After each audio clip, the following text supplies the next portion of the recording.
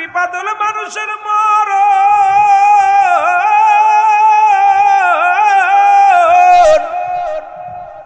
এই মরণের পেয়ালা পান করতে হবে গো। কথাগুলো বলতে গেলে বড় কষ্ট হয়। ঈসা ইবনে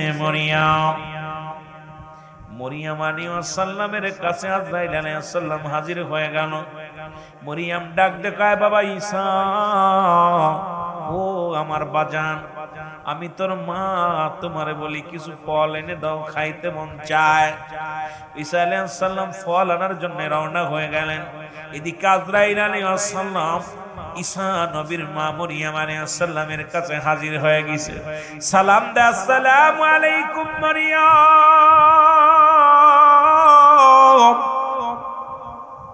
এরে মরিয়ম আলাইহিস সালাম ডাকতে বলে, আলাইকুম আসসালাম। কে তুমি? কে? জীবনেও তো তোমারে দেখি নাই, কোনদিন তো দেখি নাই। তোমার মতো তো নতুন মানুষ বুঝি মহল্লার মধ্যে প্রথম তুমি আগমন করেছ। আজরাইল কয়, মা মরিয়ম, আমি নতুন নয়, আমি নতুন আগমন করি নাই।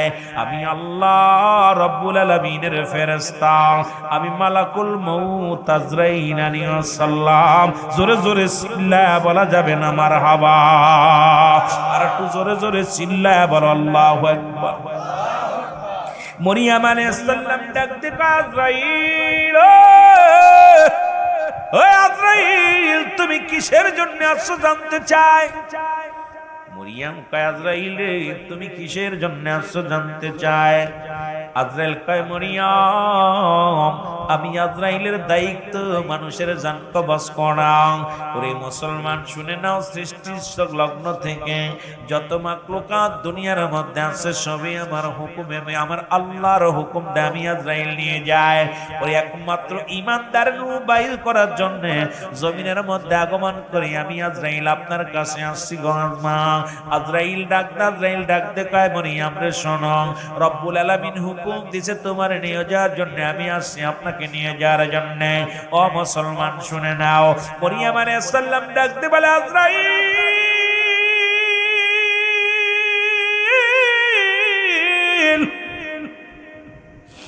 আজরাইল রে, একটু অপেক্ষা কর, একটু অপেক্ষা কর রে। এই দুনিয়ার মধ্যে আমার কলিজার টুকরা ঈসা রে, কত কষ্টে লালন পালন আমি তারে করেছি। আমার কলিজার টুকরা বাজারে গেছে ফল আনার জন্য। একটু সময় দাও, আমার কলিজার টুকরার কাছে দুইটা কথা বলে যেতে চায়। আজরাইল কয়, মা মরিয়ম রে, আমি সময় দিতে পারবো না, রব্বে কারীম হুকুম দিছে আমি যে ওই টাইমের মধ্যে আপনারা নিয়ে যেতে হবে, সময় দিতে পারবো না। প্রস্তুতি হন, আপনি এত ভয় করেন কারো মরণের। আজরাইল ডাকতে কয়, মরিয়ম, তুমি এত ভয় পাও কেন মরণের? মরিয়ম আলাইহিস সালাম, আজরাইল রে, আমি ভয় পাই না, আমার রব্বে কারীমের দরবারে যাব কিসের ভয়? কিন্তু আমার কলিজার টুকরা সন্তান বিনা বাবায় যিনি আমার সন্তান, এই দুনিয়ার মধ্যে কত কষ্ট পাইল, কত মানুষ তারে কত কথা বলল, নিন্দা করল, সেই সন্তানটাকে দুইটা কথা বলে যেতে চাই, একটু সময় আমারে দিয়া দাও। আজরাইল কয়, না না, সম্ভব নয়, আপনি প্রস্তুতি হন। এর মরিয়ম আলাইহিস সালাম অনুনয় বিনয় করে, আজরাইল, একটু ধৈর্য ধরো, একটু সবর করো, আমার ধৈর্য ধরো। আজরাইল কয়, না না, সম্ভব নয়, তো সম্ভব নয়। আমার দাদু ভাইয়েরা দিলের কান্না লাগেন, শুনে নাও। এবার মরিয়ম আলাইহিস সালাম, আজরাইল, তাহলে আর দেরি করো না, জানটা কবজ করে নাও। সঙ্গে সঙ্গে আজরাইল আলাইহিস সালাম তার রুহটা বাইর করে নিলেন এবং ঈসা আলাইহিস সালাম ফিরে এসে দেখে রে, জনম দুঃখিনী মা, আমার মা জনম দুঃখিনী পড়ে আছে। ঈসা আলাইহিস সালাম চিন্তা করে, মা বুঝি ঘুমাইছে, ডাক দেওয়া যাবে না, অনেকক্ষণ সময় হয়ে গেল। ঈসা আলাইহিস সালাম বলে, আরে আমার মা তো বাড়ি আসলে কোনোদিন ঘুমাইতো না, আমি যত দূর থেকে আসতাম আমার মা যত ক্লান্ত থাকতো গো। আরে পৃথিবীর মধ্যে মা যে কেমন জিনিস বারবার মনে পড়ে যায়। আমি যদি কোথাও মাহফিল করতে যাই, খোদাকে কসম করে বলি একদিন মাকে যা ঘুমানো অবস্থায় দেখি নাই, বাবারে যে ঘুমানো অবস্থায় দেখি নাই। ঘরের বিবিকে ডেকে উঠানো লাগে, দরজায় দাঁড়ায় ডাক দিয়া লাগে, বিবিরে ওঠো, মনির মা ওঠো। জনম দুঃখিনী মা ডাক দে বলে, বৌমা ওঠো, অমুক আসছে, হুজুর আসছে। বাবাই বলে, অমুক হুজুর আসছে। আমার মনটার ভিতরে কয়েকদিন আগের ঘটনা, আমার মা অসুস্থ, বাবাও অসুস্থ। কথাগুলো বলতে গেলে কলিজার মধ্যে মানায় না। মা হঠাৎ করে পড়ে যে মাজার কোটি ভেঙে গেল। মাকে হাসপাতালে ভর্তি করলাম, ডাক্তার কবিরাজ দেখাইলাম, অপারেশন করে কৃত্রিম হাড় লাগাইলাম। কিন্তু মাকে রেখে মাহফিলে গেছি, দেখি রাত 2:10 বাজে বাড়িতে আসছে। আমার মা দেখি তাসবিহ হাতে করে বসে আছে। আমি জিগাই, মা আগো তুমি ঘুমাও নাই? বাবারে শুধু আজকে নয়, খোদাকে কসম করে বলি তুমিও বাবা হয়েছ। সন্তান যদি ঘরের বাইরে যায়, কোন পিতা মাতা ঘুমাইতে পারে না। যদি মিথ্যা হয় আমার আল্লাহ আমারে গজব দিবে রে। 10 দিন 12 দিন পরে যদি বাড়ি যায়, 2 দিন পরে বাড়ি যায়, ঘরের বিবি ঘুমায় গেছে, ছেলে ঘুমায় গেছে, মা ঘুমায় না, বাবা ঘুমায় না। গাড়িটা দরজায় দাঁড়ানোর আগে আমার ড্রাইভারে জিগাইবেন, সহকারী মেহেদির জিগাইবেন। আর দৌড়ে আসে, ঘরের দরজা খুলে দেয় মা, দরজা খুলে দেয় বাবা। বাবা মা এত বড় নিয়ামত এই পৃথিবীর মধ্যে যাদের তুলনা হয় না রে আল্লাহ। তার এমন যারা পিতা মাতা হারাইল, রব্বুল আলামিন আব্বা মার কবরে আযাব গুলো মাফ করে দিও। এ মুসলমান গভীর মনোযোগ। ঈসা আলাইহিস সালাম ডাক দিয়ে বলেন, রব্বে কারীম,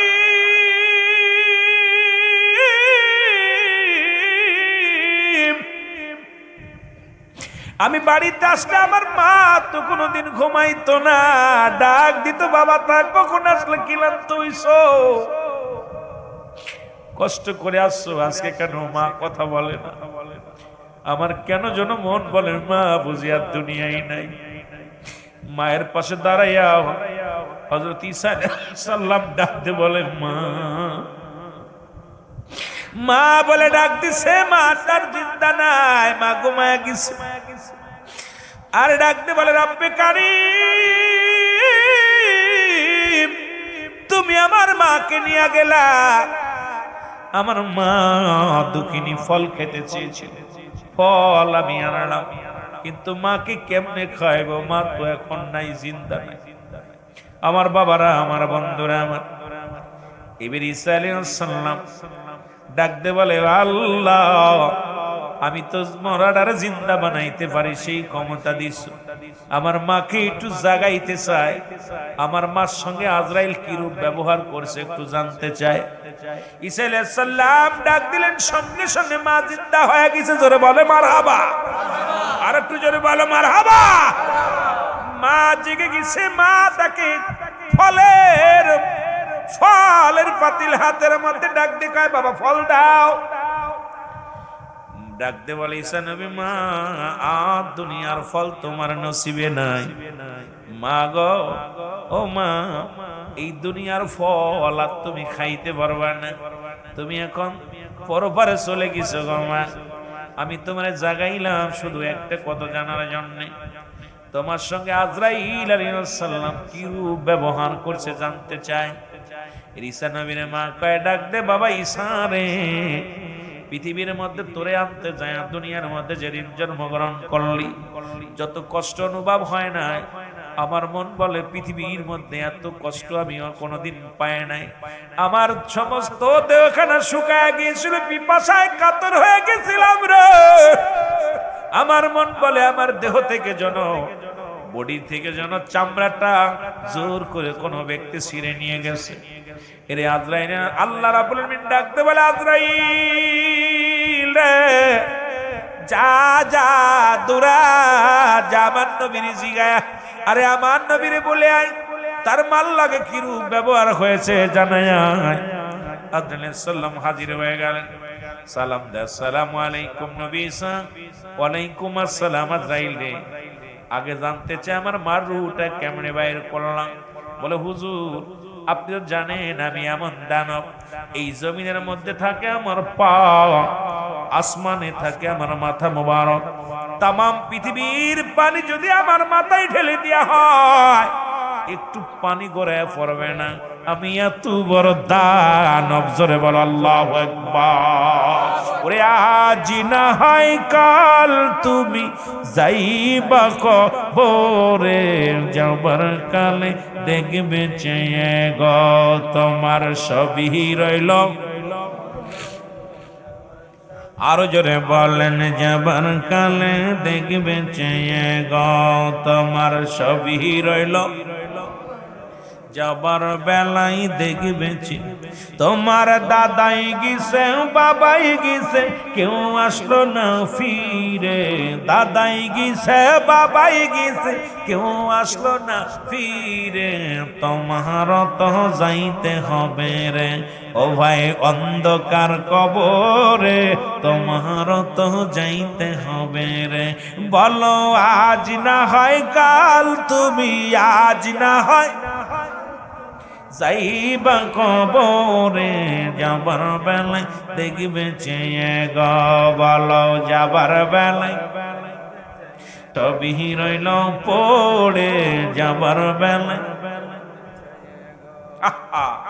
ঘর করলা বাড়ি করলা ঘর করলা জায়গা করলা সবই যাইবা সেরে বাড়ি করলা জমি করলা সবই যাইবা সেরে যেদিন আজরাইল ধরা দিবে রে হায় হায় যেদিন আজরাইল ধরা দিবে রে বলো আজ না হয় কাল তুমি আজ না যাইবা কবরে যাবার বেলায় দেখবে চেয়ে গো বলো যাবার বেলায় গো তোমার সবই রইল পড়ে যাবার তোমার সবই রইল এ দুনিয়ার মুসলমান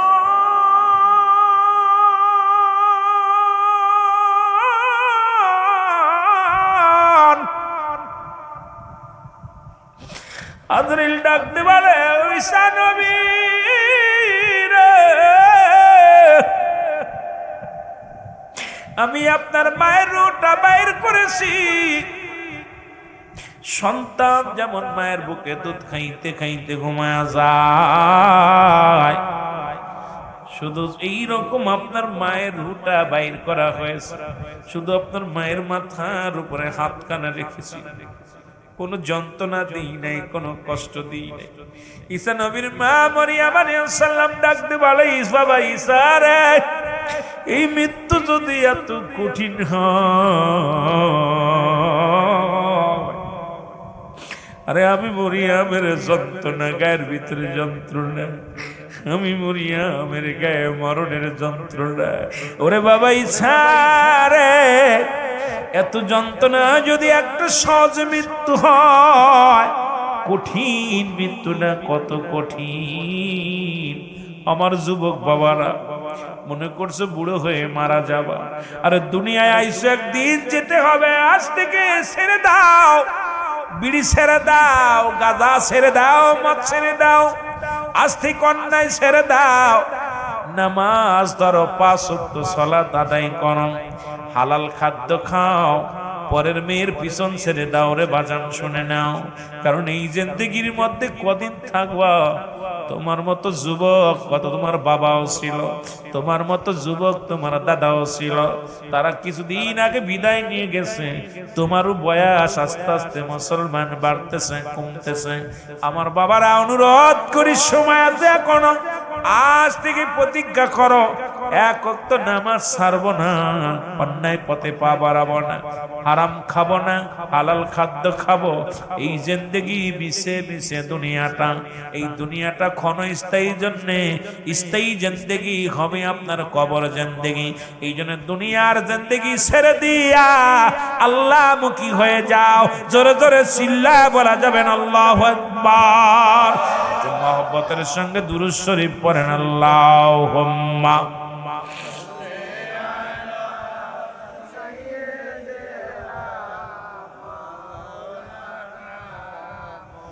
ওয়ালা আলি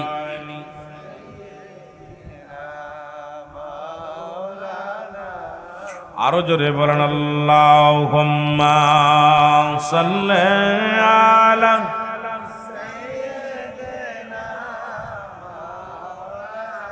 ওরে কেমন করে ঘুমাও মানুষ, কেমন করে ঘুমাও মানুষ, ফজর করে কাজা।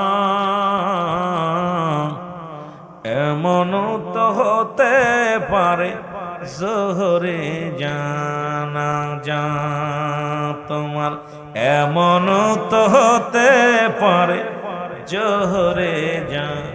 ওরে কেমন করে ঘুমাও মানুষ, কেমন করে ফজর করে কাজা। এমন তো হতে পারে জোহরে জানা যা তোমার, এমন তো হতে পারে জোহরে যা। ওরে কেমন করে ঘোরো মানুষ, তুমি কেমন করে ঘোরো মানুষ, আসর করে কাজা। এমন তো হতে পারে মাগরিবে জানা যা তোমার, এমন তো হতে পারে মাগরিবে জানা যা। আফসোস আফসোস, মানুষ মারা যাওয়ার পর রুহুল আমিন সিদ্দিকী জনাব হযরত মাওলানা আব্দুল নবাব ভাই ইন্তেকাল করছে। ইলহাম আসলো মাইকে একটি শোক সংবাদ। কোন গ্রাম? হাসিমপুর গ্রাম। জনাব মোহাম্মদ হাশিম আলী, হাসিমপুরের জমিনে, হাসিমপুরের এই পূর্ব হাসিমপুর, আজকে ওনার নিজ বাড়িতে উনি মরহুম অমক ইন্তেকাল করছে। কিডা? হাশিম মিয়া ইন্তেকাল করছে। ইন্না লিল্লাহি ওয়া ইন্না ইলাইহি রাজিউন। এইবার মরহুমের জানাজার নামাজ আশ্চর্য, একই মাইকে ইমাম সাহেব বলতেছে, মুয়াজ্জিম সাহেব বলতেছে, মারা গেছে কিডা? হাশিম আলী। মারা গেছে কিডা? নবাব আলী। মারা গেছে কিডা? রুহুল আমিন সিদ্দিকী। মারা গেছে কিডা? কথা কোন একজন আপনার নামই হলো। বলো মরহুমের জানাজার নামাজ আগামীকাল সকাল 10টায় হবে। এ ভাই, সিলেটের মানুষ, আপনারা জ্ঞানী মানুষ, কি আশ্চর্যজনক! মাইকের মধ্যে সেকেন্ডের মধ্যে মসজিদ দিছে, একবার সেকেন্ডের মধ্যে এক প্যাচ মেরে দিচ্ছে। কারণ আর আপনার নামটা বলতেছে না, বলতে জানাজা হবে কার? মরহুমের। বলবে রুহুল আমিনের জানাজা হবে, এই বলে কথা কয় না। এ আপনাকে এলাকায় কি বলে? কি বলে? কি কয়? নাম বলে? নাম বলে না। তাহলে আপনার নাম মৃত্যুর পরে নামটা পর্যন্ত বিলুপ্ত হয়ে গেছে। বলে মারা গেছে অমর, মরহুমের জানাজার নামাজ আসরের নামাজ বাদে হবে। একই মাইকে সেকেন্ডের মধ্যে আপনার নাম বাদ দিয়েছে। এই হলো আপনার আমার জিন্দেগি। এইটা একটু ভাবেন, আমি বেশি ওয়াজ দরকার নেই, এইটা একটু চিন্তা করেন বয়া বয়া। যাহারে মানুষ এত নাম যশ ক্ষতি, আপনাদের যে ই মন্ত্রী ছিল, খাদ্যমন্ত্রী ছিল, কত মন্ত্রী ছিল, আইরে বাবারে বাবা, কত নাম, কিন্তু মৃত্যুর পরে সঙ্গে সঙ্গে হয়ে গেছে মরহুম।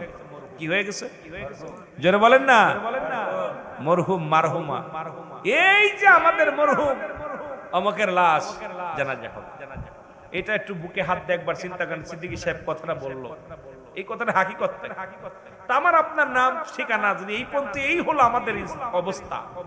এইটার জন্য এত মস্তানি, আইরে মস্তানি, লুট তারাস, হিংসা, রেওয়া, অহংকার, মারামারি, হাঙ্গামা লাগানোর তালে আছে। আরে ভাই আপনার আমার জিন্দেগি তো একেবারে বরবাদ, আমি আপনি যদি একটু বুঝতাম। আরে মুসা আলাইহিস সালামের জামানায় এক মহিলা বয়া বয়া কাঁদতেছে, হাওমাও করে কাঁদতেছে। তা কাঁদতেছে, মুসা আলাইহিস সালাম ওই পাশে যাইতেছে, মা তুমি কাঁদছো কেন? ও মা। তা বলছে বাবা কাঁদতেছি, আমার ছোট ছেলে মারা গেছে। কোন ছেলে মারা গেছে? কথা কয় না কেন? ছোট ছেলে মারা গেছে। বাবা মা গো, ছোট ছেলে মারা গেছে, ছেলের বয়স কত? 100 বছর। কয় বছর? ছোট ছেলের বয়স কত? 100 বছর। তখন মা গো 100 বছর বয়স, তাও কাঁদছো? কয় বাবা রে, আমি ঠিক মতো কোলে ফিটে মানুষ করতে পারি নাই, আদর করতে পারি না, এই জন্যই কাঁদতেছি, আমার ছোট ছেলেটা মারা গেছে। মা গো তুমি বাড়ি যাও, তোমার দুনিয়া থেকে চলে যেতে বাড়ি যাও। বাবা বাড়ি যাবো কেমনে করে, আমার তো বাড়ি নাই। কি নাই? গাছতলা বয়ে কাঁদতেছে। কোনে? কথা বলেন না। গাছতলা। তা বলছে মা গো তুমি বাড়ি যাও। বলছে বাড়ি যাবো কই বাবা, আমার তো বাড়ি ঘর দূর নাই, বাড়ি ঘর দূর নাই, বাড়ি ঘর করি নাই, বাস মানে মাত্র 2 দিনের জন্য ওর বাড়ি করবো। মার বয়স 500 বছর। কত বছর? আর ছেলের বয়স, ছোটটার বয়স আরো 2 আছে। কত? বাবার বয়স কত? দাদার বয়স কত? এখন বলতেছে মা গো বাড়ি কোনে? কয় বাবা এই 2 দিনের জিন্দেগি বাড়ি করে কি আর এই জন্য গাছতলায় কাটা দিয়েছে। কয় মা গো তুমি কি জানো, এমন একটা জামানা আসবে আখির নবীর উম্মতের বয়স হবে গড় আয়ু 40, 30 থেকে 40, 50 বছর বয়স হবে। কয় বাবা তারা কেতে আসবে দুনিয়ায়? আইবো আর যাইবো? কেতে আইবো? কয় মা গো খালি আইবো না, তোমার 100 বছরের ফুলা এখনো বিয়ে করে নাই। কি করে নাই? হ্যাঁ জোরে বলেন, কি করে নাই? 100 বছর বয়স বিয়ে করে নাই, আর ওই 40-50 বছরে বিয়ে করবে, বিশাল বিশাল বিল্ডিং করব, এরপরে নাতি পুতির মুখও দেখবো। ঠিক কি না? এখন 30 বছর 32 বছর 22 বছর বয়সে নাতি পুতি দেয়া শুরু করছে, কারণ ক্লাস 6-এ পরে পরের মেয়ের হাত ধরে টেনে বেরিয়ে চলে গেছে। বলেন ঠিক কিনা? 8-এ পরে 9-এ পরে বউ একটা নিয়ে চলে আসছে। ছেলে বাপে কয় কি ডারে, কয় আব্বা কাম সারছে, সঙ্গী করে ফেলছে। বাপে কয় ঠিক আছে তাই থাক। দেখা যায় বছর ঘুরতে না ঘুরতে নাতি একটা হয়ে গেছে। ঠিক কিনা? মেয়ে হলে তো মোটামুটি ও আবার ওর মার মতো হাত ধরে চলে যাবে। ঠিক কিনা? কথা বোঝেন নাই আমার বাবারা? আজকে দেখা যায় আমরা 30 বছর 35-40 বছর যাই বয়স হয়েছে, নাতি পুতির মুখ দেখতেছি। বলেন ঠিক কিনা? এইবার কোসে নবী গো ওরা কি ঘর দরজা করবে? আরে ঘর দরজা মানে ওরা বাড়ি গাড়ি বিল্ডিং করবে। কি করবে? কি আমরা 500 বছর বয়স আমার, বাড়ি করি নাই, ঘর নাই, গাছতলা কাটাইতেছি। আর এই 40 বছর বয়সে বাড়ি গাড়ি করব? আহা, ঠিক সেই জামানা চলে আসছে। জোরে বলেন ঠিক কিনা? ঠিক সেই জামানা চলে আসছে। আমি তাকায় দেখতেছি চারিদিকের অবস্থা ভয়ঙ্কর। কারণ রাসূল পাক সাল্লাল্লাহু আলাইহি সাল্লাম কিয়ামতের আলামত যেগুলো বলছিল তার অধিকাংশ হয়ে গেছে। আর কয়টা বাদ? তার ভিতরে একটা খানে দাজ্জালের আগমন, ঈসা আলাইহিস সালামের আগমন, ইমাম মেহেদী আলাইহিস সালামের আগমন, 3টা ভূমিকম্প, এই কয়েকটা বাদ আছে। কথা বুঝেননি? কয়েকটা বাদ আছে, আর বাকিগুলো অলরেডি পৃথিবীর ইতিহাসে জিনা ব্যভিচার যেভাবে বাড়ছে, যেভাবে অন্যায় বাড়ছে, যেভাবে খুন খারাপি বাড়ছে, এখন খুনের কোনো বিচার নাই, গায়ে বল যার মূল্যক তার। আপনি আশ্চর্য পথে ঘাটে দেখি আইর মারামারি হুড়াহুড়ি লেগে আছে। কেন যেন আমার চোখের সামনে দেখতেছি মানুষ লাথি মেরে ফেলে দিচ্ছে, মানুষকে মারতেছে, কেউ প্রতিবাদ করতেছে না। সমাজ জাতি এমন একটা নোংরা পর্যায়ে চলে গেছে, বড় কষ্ট। জাহিলা জামানাও কবর থেকে লাশ উত্তোলন করা হয় নাই, আর এখন এমনই একটা জামানা আছে মরে গেলেও বেচারার বিচার মানুষে করতেছে। ঠিক কিনা? ঠিক কিনা? মরার পরে বিচার কে করবে? কথা বলেন। ফেরেশতা জিগাইব তোর রব কে, তোর দিন কে, তোর নবী কে।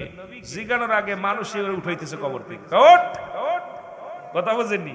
তুই জাহান্নামী, তোরে আগুনে পুরাই দিব। জোরে কোন ঠিক কিনা? আইরে কপাল পুরা মানুষ। পৃথিবীর ইতিহাসে আদম আলাইহিস সালাম থেকে শুরু করে আজ পর্যন্ত আমরা শুনি নাই, আপনারা শোনেন নাই, কোন জাতি শোনে নাই যে মানুষ মারা গেলে কবর থেকে লাশ উত্তোলন করে মানুষকে পুড়িয়ে দেয়। এটাও ঘটে গেছে বাংলার জমিনে।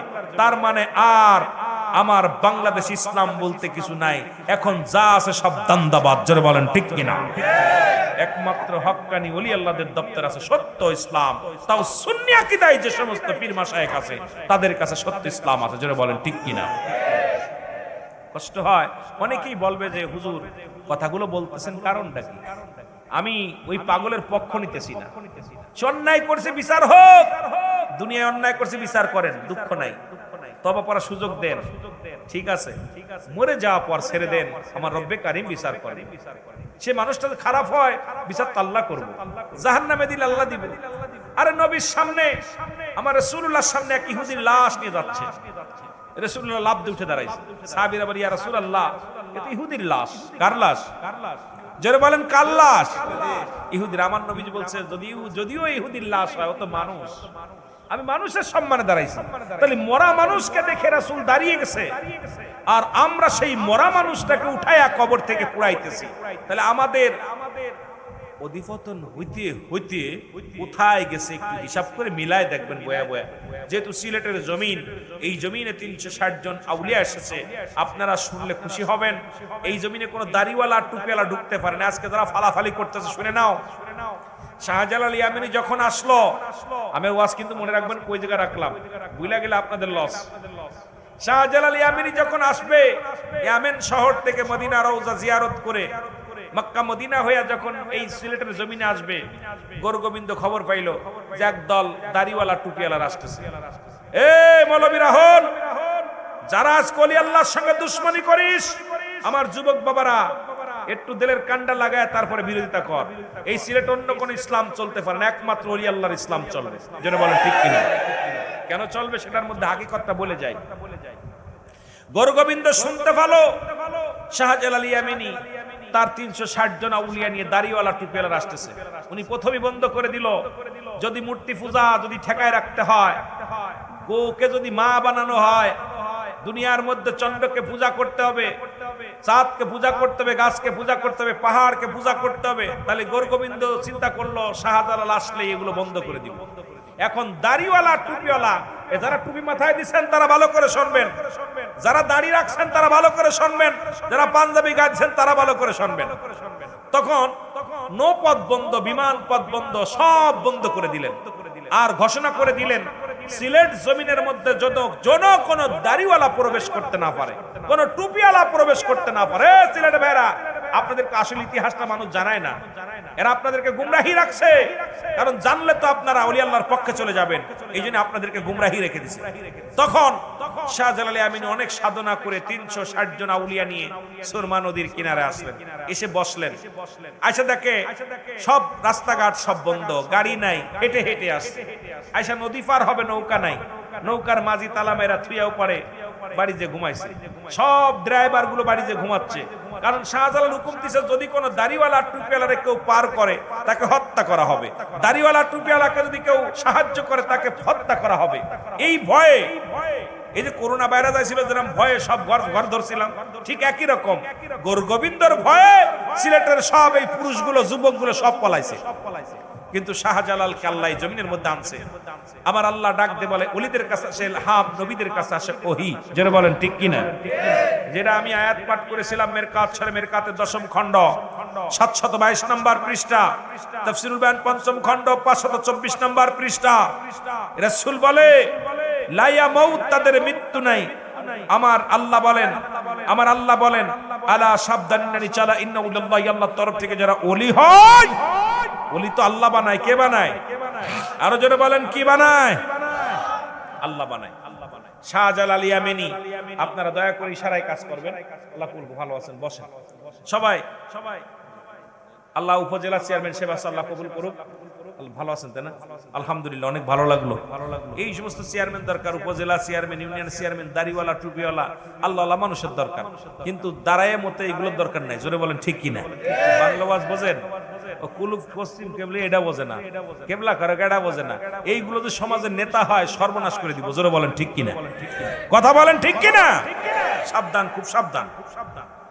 এই পাশে কথা না, যেটা বলতেছিলাম, শাহজালাল ইয়ামানি উনি এসে দাঁড়াইলেন কোথায়? সুরমা নদীর কিনারায় দাঁড়ায় বলতে, রব্বে কারীম, তুমি আমাকে সাহায্য করো, তুমি ছাড়া আমার কেউ নাই। আজকে তুমি পাঠাইছো আল্লাহ আমার রাসূলুল্লাহ সত্য ইসলামের দাওয়াত দেওয়ার জন্য। এখন এই পাহাড় নদী সব আমি অতিক্রম করে, বন জঙ্গল অতিক্রম করে আইলাম, এখন আমি যাব কেমনে পারে? আমার রব্বে কারীম ঘোষণা করে ইলহাম দিয়ে, শাহজালাল ভয় নাই, তোমার নৌকা তোমার কাছে আছে, তোমার নৌকা তোমার কাছে আছে। নৌকাটা কি? তোমার জায়নামাজ। 2 রাকাত নামাজ পড়ো, সুবহানাল্লাহ বলেন না? জায়নামাজ বিছায়া 360 জন আউলিয়া 2 রাকাত করে নামাজ পড়লেন। কয় রাকাত? 2 রাকাত নামাজ পড়ার পর বসে আছে শাহজালাল ইয়ামানি। আমার আল্লাহ তাআলা ইলহামের মাধ্যমে বলে, শাহজালাল দেরি করো না, ওই সুরমা নদীর উপরে তোমার জায়নামাজ ছেড়ে দাও, ছেড়ে দিয়ে পার হয়ে যাও। জায়নামাজ নদীর উপরে ছেড়ে দিয়ে 360 জন আউলিয়া সুরমা নদী পার হয়েছে। জোরে বলেন সুবহানাল্লাহ। আরো জোরে বলেন। আজকে আমার দেশের যে সমস্ত মৌলবীরা, যে সমস্ত দাড়িওয়ালা টুপিওয়ালা ভাইরা ওলি আল্লাহদের সঙ্গে দুশমনি করতেছেন, শুনে নেন, আপনাদেরকে এই দাড়িওয়ালা টুপিওয়ালা ভাইরা, আপনারা জানেন এই সিলেটের জমিনে ইসলাম কোন নবীগণ আনেন নাই, ইসলাম কোন নবীর সাহাবীরা আনেন নাই। এই সিলেটের জমিনে ইসলাম আনছে আল্লাহর ওলিগণ। জোরে বলেন ঠিক কিনা? আরো জোরে বলেন ঠিক কিনা? ইসলাম প্রচারের জন্য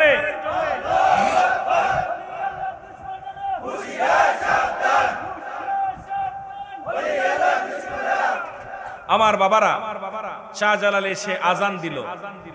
এই প্রথম আজান হলো, আজানের পর গোরগোবিন্দর দালান খুশি খুশি পড়া শুরু করলো। আমার বাবার আজান দিল, অন্ধকার কেটে গেল। শুধু তাই নয়, সিলেটের ভাইয়ের আপনারা গরুর গোশত খান, আপনারা হাকিকত শোনেন, আপনারা বুরহানুদ্দিনের নাম শুনছেন? জোরে বলেন। এই বুরহানুদ্দিনের তার একটা ছেলে হলো, অনেকদিন সন্তানাদি হয় না, বিয়ে করলো।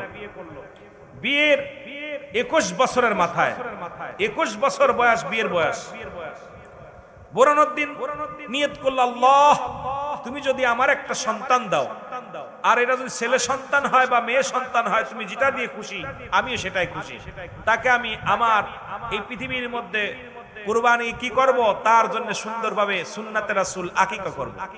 আল্লাহ তাআলা 21 বছরের মাথায় এক সন্তান দিল, এক ছেলে হলো। সুবহানাল্লাহ বলেন না?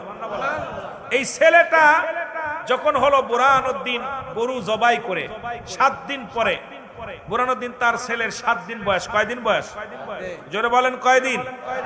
7 দিন বয়স। এই 7 দিন বয়সে বুরহানুদ্দিন একটা গরু জবাই করে আকিকা করলো। আকিকা করে গোশতগুলো সবাইরে খাওয়াই দিলেন, রান্না করে বিলিয়ে দিলেন গরিবদের মধ্যে। আর আপনার এই চামড়া, শিং, হাড্ডি গুড্ডি এগুলো মাটি খুঁড়ে নিচে রেখে দিলেন। কিন্তু এইটাকে খুশি উঠাইলেন কুকুর। ওই যে বালহুয়া খেলাফ, এই দুনিয়াটা পচা দুর্গন্ধ মরি, মানুষের চরিত্র হলো কুকুরের চরিত্র। কুকুর হলো যেখানে মরি পায় নাক শুয়ে সেখানে যায়। কথা বুঝেননি? এ হলো এই কুকুর। খুশি উঠাইলেন, কাক এক টুকরা গোশত নিয়া বা ওই কান্ডা নিয়া ফেলাইবো তো ফেলাইবো, বুরহানুদ্দিনের বাড়ির সামনে ফেলাইছে। কথা বুঝেন নাই? বুরহানুদ্দিনের সামনে ফেলাইছে। বুরহানুদ্দিন খোঁজ নেই, কিনা আমার মারে জবা করছে কিনা। এ ভালো করে শোন, এ মুসলমান, আরে বুরহানুদ্দিন কয় আমার মাকে জবাই করছে কে, খোঁজ নাও। গোয়েন্দা লাগাই দিল। খুঁজতে খুঁজতে খুঁজতে খুঁজতে চলে আসলো গোরগোবিন্দর সেলাফেলা চলে আসলো। এই গোরগোবিন্দর সেলাফেলা চলে আসলো কোথায়? কথা বলেন না? বুরহানুদ্দিনের বাড়ি। আয়েশা কলিজার টুকরা সন্তান আকিকা হয়েছে শোনা পর খবর নিল, গোরগোবিন্দকে বলা হলো, হুজুর পাইছি, আসামি পাইছি, আমাকে ছেলে হওয়ার কারণে গরু জবাই করছে। উনি নিজে সৈন্য নিয়ে, সিফা সালা নিয়ে আসলেন, খোলা তরবারি নিয়ে আসলেন। এসে বুরহানুদ্দিনের কোল থেকে 7 দিনের অবুজ সন্তানটাকে, কলিজার টুকরা সন্তানকে কোল থেকে টানতে নিয়ে জমিনের মধ্যে ফেলে ছুরি চালায় জবক রেখে। এ সিলেটের ভাইরা, ওদিন বুরহানুদ্দিন উচ্চ আওয়াজে উপরওয়ালার আমার রব্বে কারীমের দিকে তাকায় একটা চিৎকার মেরেছিল, রব্বে কারীম, আমি আমার সন্তানের বিচার চাই না। আমার সন্তান দুনিয়ার মধ্যে আসছে, তাকে তুমি নিয়ে গেছো, আমার দুঃখ নাই। হে আল্লাহ, এমন একটা দিন যেন হয় সিলেটের অলি গলির মধ্যে যেন গরু কুরবানি হয়।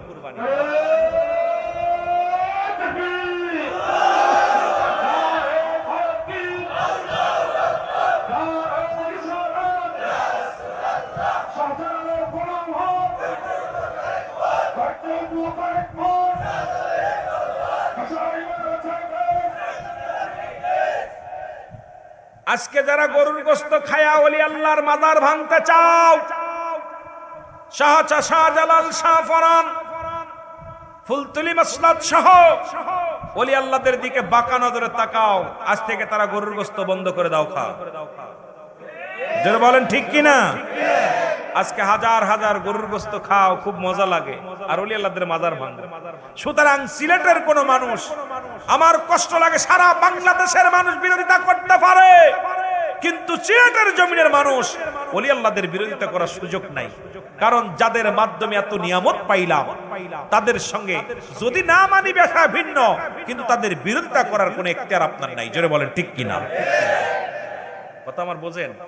আপনি মানেন না, আপনার ব্যক্তিগত ব্যাপার, আমি বলবো না তাদের মানেন, তবে তাদের বিরোধিতা করার এখতিয়ার আপনার নাই। কারণ যাদের মাধ্যমে যে বাবা মা আপনাকে জন্ম দেওয়ার জন্য যে ভূমিকা পালন করলো, যে বাবা নিজে না ঘুমায় আপনার ঘুম পাড়াইলো, যে মা আপনাকে 10 মাস গর্ভে রাখলো, সেই মাকে অস্বীকার করলেন। যে ওলি আল্লাহ ইসলাম আনলো, যেখানে হিন্দুদের পূজা হতো, এখনো হয়, বড় বড় মন্দির ছিল, সেখান থেকে সত্য ইসলামের দাওয়াত তারা প্রচার করতে লাগলেন। সত্য ইসলামের দাওয়াত তাদের একটাই মিশন ছিল, সেই মিশন হলো দুনিয়ার মুসলমান।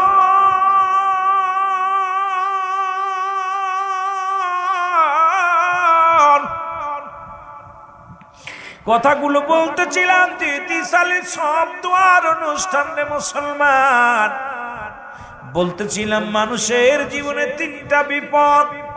নাম্বার 1 হলো মানুষের মরণ।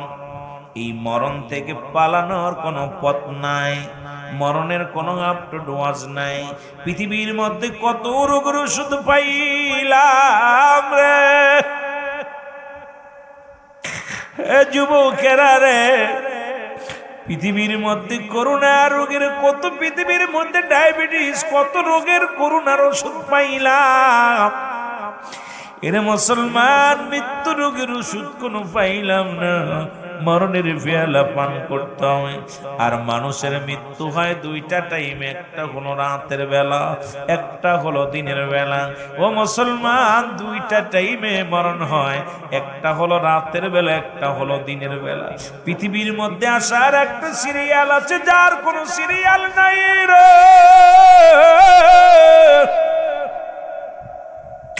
দেখা যায় দাদা জিন্দা, নাতি দুনিয়ার মধ্যে নাই, বাবা জিন্দা, সন্তান দুনিয়ার মধ্যে নাই। সন্তানের কাঁধে বাবার লাশ, বাবার কাঁধে সন্তানের লাশ। আজকে যারা লাশবাহী, আজকে যারা এই লাশ গ্রহণ করেছেন রে মুসলমান, এরে মুসলমান, ওই সন্তানটি জিগাইবেন পৃথিবীর মধ্যে বাবার লাশের উপরে, মায়ের লাশের উপরে এত ভারী বস্তু আর গ্রহণ করি নাই রে।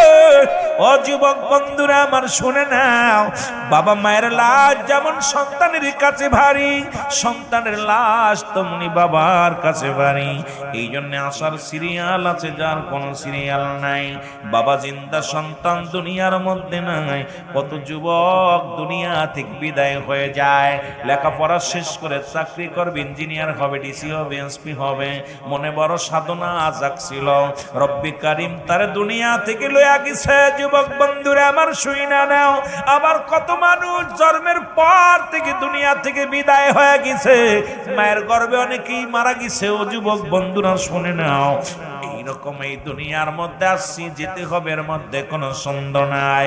জোরে জোরে চিল্লা বলা যাবে না, ঠিক কিনা? আমার মরণ আসিবে যখন কেউ তো জানি না, আমার মরণ আমি চলে যাব, আমায় তোমরা বইলা যাইও না, আমি চলে যাব, আমার মরণ আসিবে। এরে মুসলমান, আজকে ইন্তেজামে দাওয়াত কমিটি লিটন মিয়া সাহেব তার বাবার জন্য, আমার ভাই যারা এই দুনিয়ার মধ্যে জিন্দা আছে গো, বড় ভাগ্যবান। বাবা শুয়ে আছে, বাবার জন্য ইসালে সব।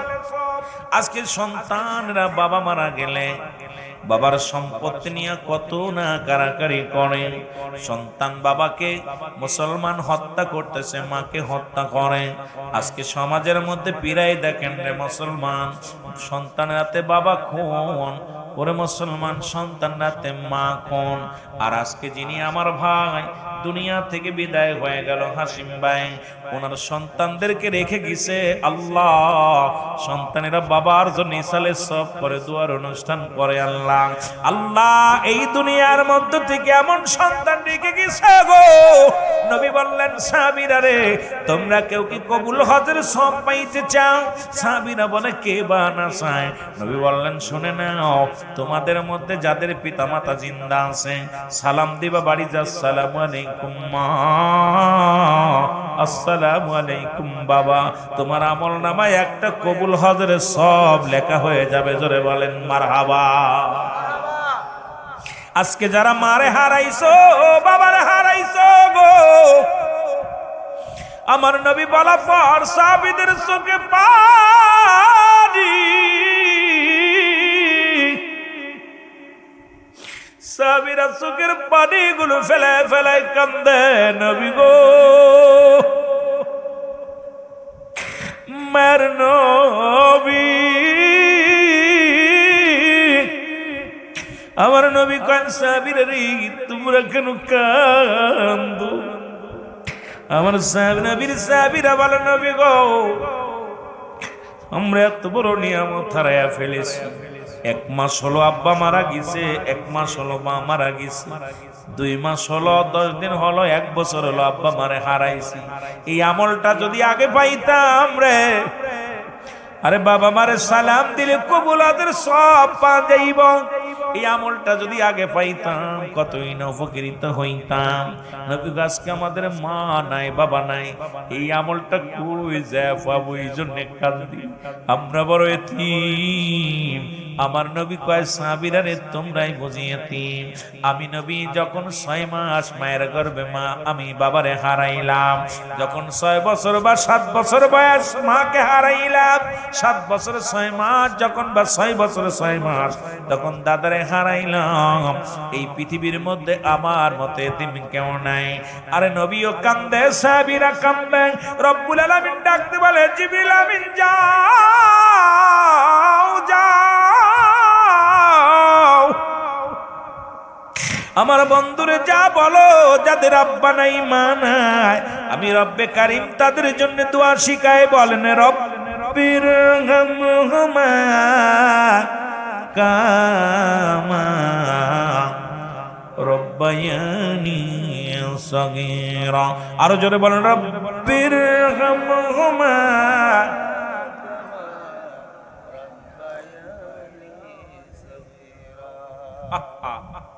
রাসূলকে দোয়া শিখিয়ে দেয় রব্বে কারিম জিবরিল মাধ্যমে। হাবিব, যাদের আব্বা নাই মা নাই তারা যেন কান্দে না। আদম দোয়া করে রব্বানা জালামনা আনফুসানা ওয়া ইল্লাম তাগফির লানা ওয়া তারহামনা লানাকুনান্না মিনাল খাসিরিন। আদম নবী কান্দে, আল্লাহ মাফ করে দাও, আমি জালিমদের অন্তর্ভুক্ত হয়ে গেছি। আখিরি নবীর আল্লাহ শিখায় যাদের আব্বা নাই মা নাই তারা যেন এইভাবে দোয়া করে, রব্বির হামহুমা কামা রব্বায়ানি সগীরা। আরে পিতা মাতা নাই যার এ জগতের উপরে, পিতা মাতা নাহি যার এই জগতের উপরে, ওহে খোদা কর জান্নাত কাদি আমরা সন্তানে, ওহে খোদা কর জান্নাত কাদি আমরা সন্তানে। যে ঘরেতে নাই রে বাতি, নাই যে শান্তি, গহীন কবরে দেখো তুমি হাসর ময়দান তরাইও বাবা মাকে দেখিও তুমি হাসর ময়দান তরাইও বাবা মাকে ইতিম হয়ে আসি গয়ামি ইতিম হয়া আসি গয়ামি ডাকি মারে বলো ইতিম হয়া আসি গয়ামি ডাকি গো খুদা তুমারে তরাইও কঠিন দিনে পিতা মাতা আমাদের তরাইও কঠিন দিনে পিতা মাতা আমাদের আল্লাহুম্মা মহব্বতে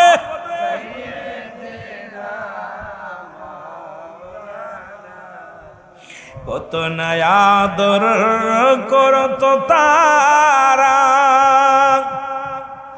রাখছে কত আদরে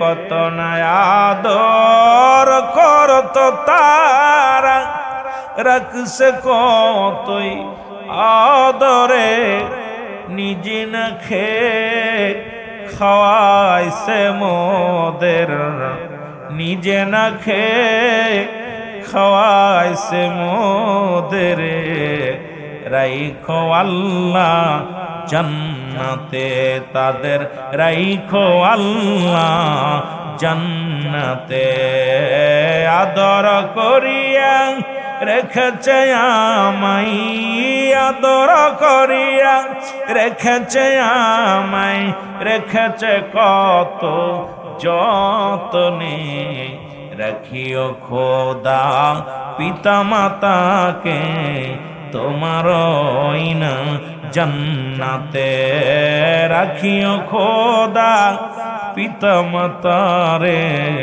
তোমার না জান্নাতে আল্লাহুম্মা জোরে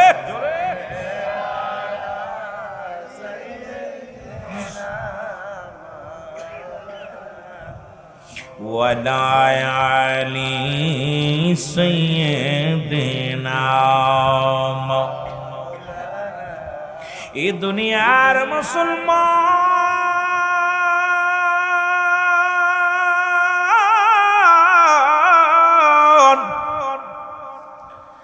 আল্লামা মুফতি আমজাদ আলী সাহেব একটা কিতাব লেখলো গো কিতাবের নাম বাহারে শরিয়াত এই কিতাবের মধ্যে উনি লিখতে যা বললেন দুনিয়ার মানুষ শোনো মানুষ যখন মৃত্যুবরণ করে 70টা তাজা উটের গায়ের চামড়া জবাই না করিয়া উল্টো দিকে টান দিয়া লবণ আর মরিচ লাগায়া দিলে যতটুকু যন্ত্রণা হয় এর চাইতে 70 গুণ যন্ত্রণা হলো একটা সাধারণ মৃত্যু। এখন আমরা যারা মরণকালে পায়খানা করে দিই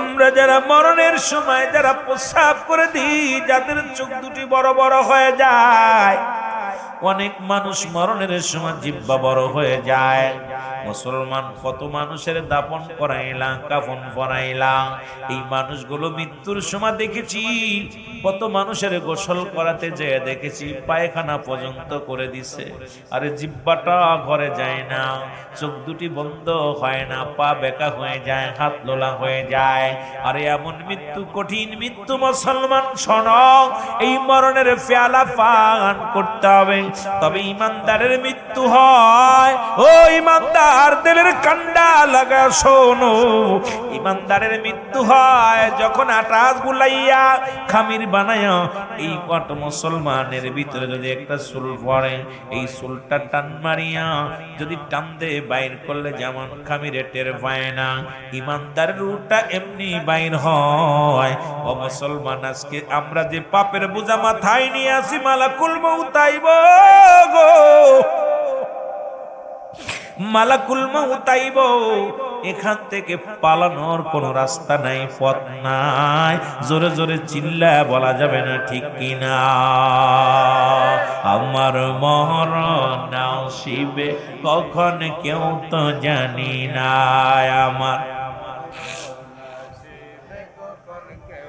এই আমি চলে যাব, আমায় তোমরা বইলা যাইও না, আমি চলে যাব, আমায় তোমরা না, আমার মরণ নসিবে কখন কেউ তো জানি না, আমার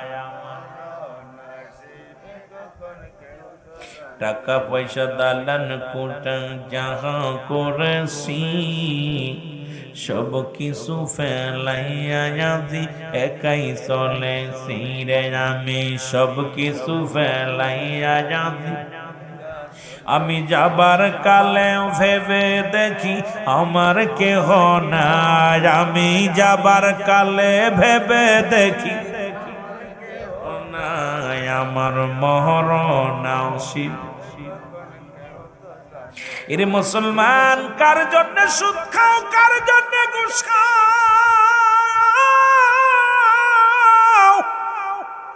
কার জন্য তুমি মানুষকে ঠগাও গো?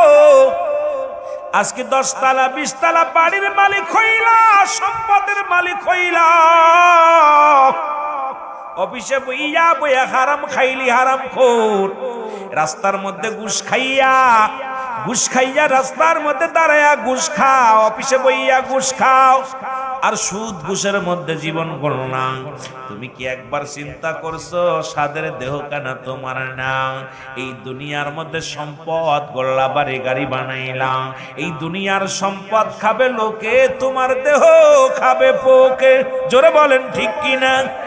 এর মারা যাওয়ার পর একবার চক্ষু দুইটা বন্ধ করে দেখ, বিবি তোর না, ছেলে তোর না, মেয়ে তোর না, প্রতিবেশী তোর না, এত টাকা জোগাড় করলি, কত সুদ খাইলি আর ঘুষ খাইনি। এমন কিছু হারাম করে রাস্তায় দাঁড়ায়া দাঁড়ায়া হারাম খায়, এমন কিছু হারাম করে আছে অফিসে বইয়া বইয়া হারাম খায়। সরকার বাহাদুর 1 লক্ষ টাকা বেতন দেয়, 80,000 টাকা বেতন দেয়, 50,000 টাকা বেতন পাইয়া হারাম করে তবু হারাম সারে নয়, 20 টাকা 50 টাকা ঘুষ খায়, 50 টাকায় 100 টাকা, 10,000, 20 টাকা 50 টাকা খায়। শুনে নাও, শুনে নাও, হারাম করে না, শুনে নাও। এর পৃথিবীর মধ্যে ঘুষ যেমন হারাম, ঘুষ খাওয়া হারাম, সুদ খাওয়া হারাম, তমরু খিঞ্জিরের গোস্ত খাওয়া হারাম, তুমি খাবার সময় খাও হালাল আর উপার্জন করো হারাম।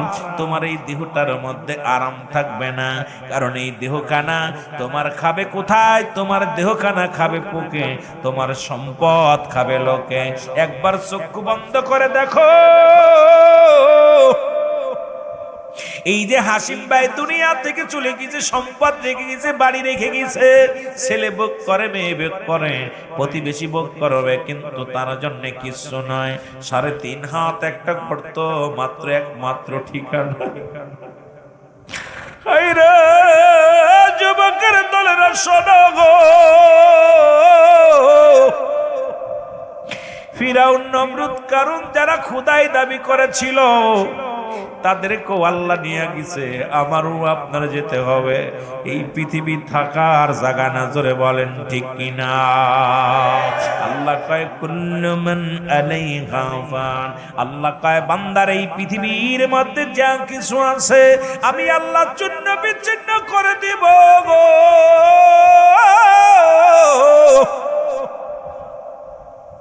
আজকে যে পরের জমি তুমি দখল করে নিলা, পরে সম্পদ লুটে নিলা, পরে তুমি ফাঁকি দিলা। আল্লাহ কয় বান্দা এই জমিনের মধ্যে যত সম্পদ আছে, এই দুনিয়ার মধ্যে যত জমি আছে, জায়গা আছে, শুনে নাও, পৃথিবীর মধ্যে 3 ভাগ পানি, 1 ভাগ হলো মাটি।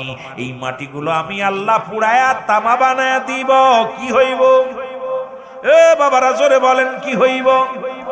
কষ্ট হয়নি? কথা বোঝা যায়? এই পৃথিবীর মধ্যে যত মাটি আছে সব পুড়ে তামা হয়ে যাবে। এই পৃথিবীর মধ্যে যত পানি, আল্লাহ কয় পানিগুলো পুড়ে আমি ছাই বানায়া দিব। যেদিন কিচ্ছু বলতে কিচ্ছু থাকবে না, সেদিন থাকবো শুধু আমি আল্লাহ। এই জন্য আমরা গোলামি করব কার? আর একটু জোরে জোরে চিল্লায় বলেন কার? রব্বি করিম কয় যেদিন কিচ্ছু থাকবে না, এই জমিনটা পুরা তামা বানায় দিব। জমিনের ভিতরে যত পানি আছে পানিগুলো পুড়ে ছাই হয়ে যাবে। যেদিন কিচ্ছু বলতে কিচ্ছু থাকবে না, সেদিন থাকবো আমি আল্লাহ। কে থাকবে? জোরে বলেন কে? আল্লাহ রে ডাক রে বান্দা, আল্লাহ রে ডাক তোরা, আল্লাহ রে ডাক রে বান্দা। ওরে ডাকার মতো ডাকলে পারে, ডাকার মতো ডাকলে পারে, গুনাহ পাবি মা। আল্লাহ রে ডাক রে বান্দা। আরো জোরে বলেন আল্লাহ রে ডাক রে বান্দা, আল্লাহ রে ডাক তোরা, আল্লাহ রে ডাক রে বান্দা। ডাইকা যিনি হলেন অলি, গাউসে পাকে নামটি শুনি। ডাইকা যিনি হলেন অলি, গাউসে পাকে নামটি শুনি। বাগদাদ নগর ডাইকা যিনি হলেন অলি, শাহজালাল ইয়ামেনি। ডাইকা যিনি হলেন অলি, শাহজালাল ইয়ামেনি। ওরে সিলেট নগর তারে, আল্লাহ রে ডাক রে বান্দা, আল্লাহ রে ডাক তোরা, আল্লাহ রে ডাক রে বান্দা। আরো জোরে বলেন আল্লাহ রে ডাক রে বান্দা, আল্লাহ রে ডাক তোরা, আল্লাহ রে ডাক রে বান্দা। এর ডাকার মতো ডাকলে পারে, ডাকার মতো ডাকলে পারে, গোনা পাবি মা। আল্লাহ রে ডাক রে বান্দা।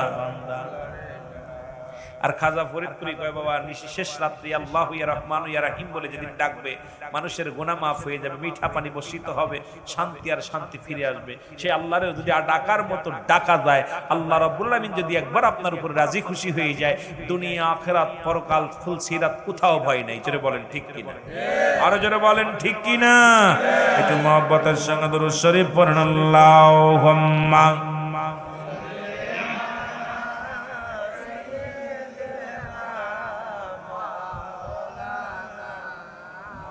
ওয়ালা আলি সাইয়্যিদিনা। তো দাওয়াত ইহদিনাস সিরাতাল মুস্তাকিম, সরল সঠিক পথ দেখানোর জন্য যুগে যুগে ওলি আল্লাহ আসছেন। তাদের মধ্যে এই সিলেটের জমিনে অসংখ্য আল্লাহর ওলিরা শুয়ে আছে। খোদাকে কসম করে বলি, পাগলামি করিস না, পাগলামি করিস না। বুখারী শরীফের হাদিস, আল্লাহর নবী বলছেন, যে ব্যক্তি, আল্লাহ নিজে ঘোষণা করে, যে ব্যক্তি আমার ওলিদের সঙ্গে দুশমনি করে, আমি আল্লাহ তার বিরুদ্ধে জিহাদ ঘোষণা করি। সুতরাং ওলি আল্লাহদের সঙ্গে বিরোধিতা করো না বাবা, অনুরোধ করব তাদের সঙ্গে বিরোধিতা করো না। তুমি তোমার মতো চলো, ভালো লাগছে না যাওয়ার দরকার নাই, মানার দরকার নাই। সেখানে যদি কোনো হারাম কাজ হয় সবাই মিলে প্রতিহাত করি। তবে যে অনেক ওলি আল্লাহ আছে ভণ্ড, এইগুলোর পক্ষে আমরা না। যেগুলো কামেল ফির, কামেল ফিরের দরবার, এটার দিকে তোমরা আঙ্গুল তুলো না। কারণ যে সমস্ত ভণ্ড পীর, যেখানে পাগল, অনেক শিল্পী, বাউল শিল্পী আছে, অনেক পাগল আছে যারা জীবনে নামাজ পড়ে নাই, জটালা, ল্যাংটাওয়ালা, ল্যাংটার কবর দিয়া যদি মাজার বানায় থুয়ে সেই মাজারে সিজদা করে, সেই মাজারে পূজা করে, এগুলো আমরাও বিরোধিতা করি। জোরে বলেন ঠিক কিনা? আরো জোরে বলেন ঠিক কিনা? ল্যাংটা পাগলার কবরে দরকার নাই। যে ব্যক্তি নাফরমান, যে ব্যক্তি শরীয়তের বিধান মানে নাই, তার সেই মাজারগুলোর অনৈতিক কাজ যেগুলো হয় সেগুলো বন্ধ করার জন্য আপনাদের সঙ্গে আমরাও আছি, আমাদেরকে সঙ্গে নেন। তবে ওই সমস্ত মাজার ভাঙতে যায় যেন কামেল পীরের নজরের থেকে আপনারা খারাপ নজরে না পড়েন, কামেল পীরের মাজারের দিকে যেন আঙ্গুল না তোলেন। যাদের মাধ্যমে ইসলামের উপকার হলো, ইসলামের ধারক বাহক, তাদের দিকে আপনারা আঙ্গুল তুলেন না। জোরে বলেন ঠিক কিনা, আরো জোরে বলেন ঠিক কিনা। তবে এগুলো শিরক বেদাতের বিপক্ষে আমরা, আপনারা শুধু না, আমরাও, আমার চেয়ারম্যান সাহেব সবাই আমরা শিরক বেদাত হারামের পক্ষে আমরা কেউ না। জোরে বলেন ঠিক কিনা। কারণ মাদারুজ্জান নবুয়াতের প্রথম খণ্ডের মধ্যে বয়ান করে হারামকে হালাল বললে সে কাফের, আর হালালকে যে ব্যক্তি হারাম বলে সেও কাফের।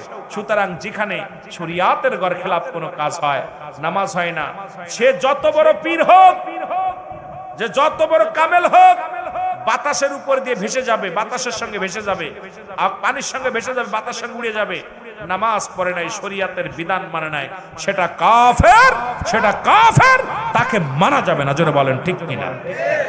কথা ক্লিয়ার। আবার এই মাজারের কথা অনেক অনেক মৌলবী আছে, রুহুল আমিন সিদ্দিকী মনে হয় মাজারের পক্ষ নিয়েছে। এই পক্ষ কাদের নিয়েছে শুনছেন? যাদের, যে ব্যক্তি শরিয়াতের বিধান মানে না, সে আগুনে হাত দিলে পড়ে না, শরিয়াতের বিধান মানে না, পানিতে ডুবে না, শরিয়াতের বিধান মানে না, শরিয়াতের নামাজ পড়ে না, বিধান মানে না, সে ব্যক্তি পানিতে ডুবে না, সে একটা ভণ্ড ভণ্ড ভণ্ড। সুতরাং শরিয়াতের বিধান ছেড়ে দিয়ে সে যত বড়ই কেরামতি দেখাক, সে ভণ্ড ছাড়া আর কিছু না। জোরে বলেন ঠিক কিনা, আরো জোরে বলেন ঠিক কিনা। এই জন্য আমাদেরকে যাচাই বাছাই করার দরকার আছে কিনা, আরো জোরে বলেন আছে কিনা। আওয়াজ মনে হয় জোর কমে গেল নাকি? হ্যাঁ, ওর কাছে কি আছে সব দেখাইছে মানুষের, এখন হইছে মাজার বানাইছে। এরকম আমাদের ব্রাহ্মণবাড়িয়া একটু বেশি, কারণ ওইদিকে মাহফিল করতে গেলে আয় হায় অসংখ্য। এর মাঝে এক পীর সাহেবের বাড়ি গেছি, খোদা কসম বলতে সূরা ফাতিহা পড়তে পারে না, সূরা ফাতিহা পড়তে। আমি কইছি নামাজের নিয়ম কয়, আমি কই মিয়া কি শুরু করছেন এগুলো? সে আল্লাহ মাদিয়ার বিশাল পীর শাস্ত্র। এইরকম অসংখ্য ভণ্ড পীর আছে। এদের কারণে আজকে অনেক অনেক আপনার কারা হক্কানি ওলি আল্লাহদের দুশ্মনী করতেছে মানুষ। জোরে বলেন ঠিক কিনা। এই জন্য ভণ্ডগুলো বাছাই বাছাই করার দরকার আছে। জোরে বলেন ঠিক কিনা। জোরে বলেন আছে না? আল্লাহ আমাদের বুঝার তৌফিক দান করুক, সকলে বলো না আমিন। মুহাব্বতের সঙ্গে দুরূদ শরীফ পড়েন আল্লাহুম্মা। আস্তে ওয়ালা আলি সাইয়্যিদিনা। এ মুসলমান, 2 নাম্বার বিপদ হলো মানুষের। 1 নাম্বার বলতেছিলাম মরণ,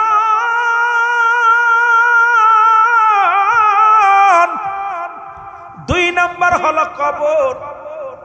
কবরটা মানুষের কবর বলতে বোঝায়, আপনারা মনে করেন আগুন দিয়া পোড়ায়া দিলে বুঝি ও শেষ, পানিতে ডুবে মারা গেছে শেষ।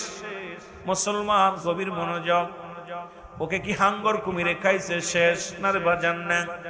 বাড়ির আঙ্গিনায় 3.5 হাত মাটি খনন করে রেখে দিছেন, ওটাকে মনে করেন কবর। কবর বলতে বোঝায় মানুষের মৃত্যুর পর থেকে শুরু করে কিয়ামত পর্যন্ত জগৎটাকে বলা হয় কবরের জগৎ। মৃত্যুর পর থেকে শুরু করে কিয়ামত পর্যন্ত জিন্দেগিটাকে বলা হয় কবর। কি বলা হয়? বলা হয় কবর। বন্ধুরে আমার, এই কবরে যেদিন শোয়া দিবে, সর্বপ্রথম একজন ফেরেশতা আসবে, নাম তার নুমান ফেরেশতা। কি নাম? জোরে বলেন কোন ফেরেশতা? নুমান ফেরেশতা। সবাই জানেন কবরে শোয়ানো পারমান কারণে কি রাইব। এ মুসলমান না না, কবরে যেদিন শোয়া দিব, সর্বপ্রথম একজন ফেরেশতা আসবে, তার নাম নুমান ফেরেশতা। উনি আপনাকে উঠাইবে। যখন আপনজন কবরে রেখে জানাজার নামাজ আদায় করে, আপনাকে বিদায় করে দাফন করে, কাফন করে দাফন করে, আপনজন যখন সরে আসবে, 40 কদম সরফ হওয়ার পরে একজন ফেরেশতা আসবে, তার নাম নুমান ফেরেশতা। এসে কবর থেকে ডাক দিয়ে উঠাইয়া, রুহুল আমিন সাহেব ওঠো, চেয়ারম্যান সাহেব ওঠো, মেম্বার সাহেব ওঠো, তার উঠাইয়া 2টি কাগজ তার হাতের মধ্যে থাকবে রে। নোমান ফেরেশতার হাতের মধ্যে দুই টুকরা কাগজ থাকবে, এই কাগজ দুইটা হাতের মধ্যে নিয়ে হাজির হয়ে যাবে, দুটি পত্র থাকবে। এবার উঠায়া ডাক দেব, বান্দা ওঠো। এই যে তোমাকে তুমি দুনিয়ার জিন্দেগি যেমন স্বপ্নের মধ্যে দেখেন, স্বপ্নের মধ্যে দেখেন পুলিশে দাবড়ায়, কুকুরে কামড়ায়, মানুষে দাবড়ায়, কত কিছু দেখেন স্বপ্নের মধ্যে। কবর জিন্দেগিটা ঠিক এই রকম অনুভব হবে, কিন্তু উঠার মতো শক্তি রব্বে কারিম দিবে না। যখন আপনাকে উঠাইবে রে বান্দা, উঠায়া বলবে বান্দা এই নাও তোমার জিন্দেগির আমলনামা। কেরামন কাতিবিন দুজন ফেরেশতা ছিল যারা দুনিয়ার জিন্দেগিতে লিখেছে তোমার বদ আমল নেক আমল। বান্দার এই নাও।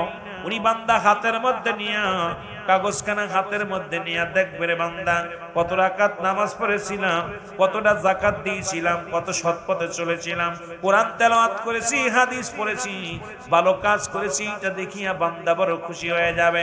নোমান ফেরেশতা ডাকতে বলে বান্দা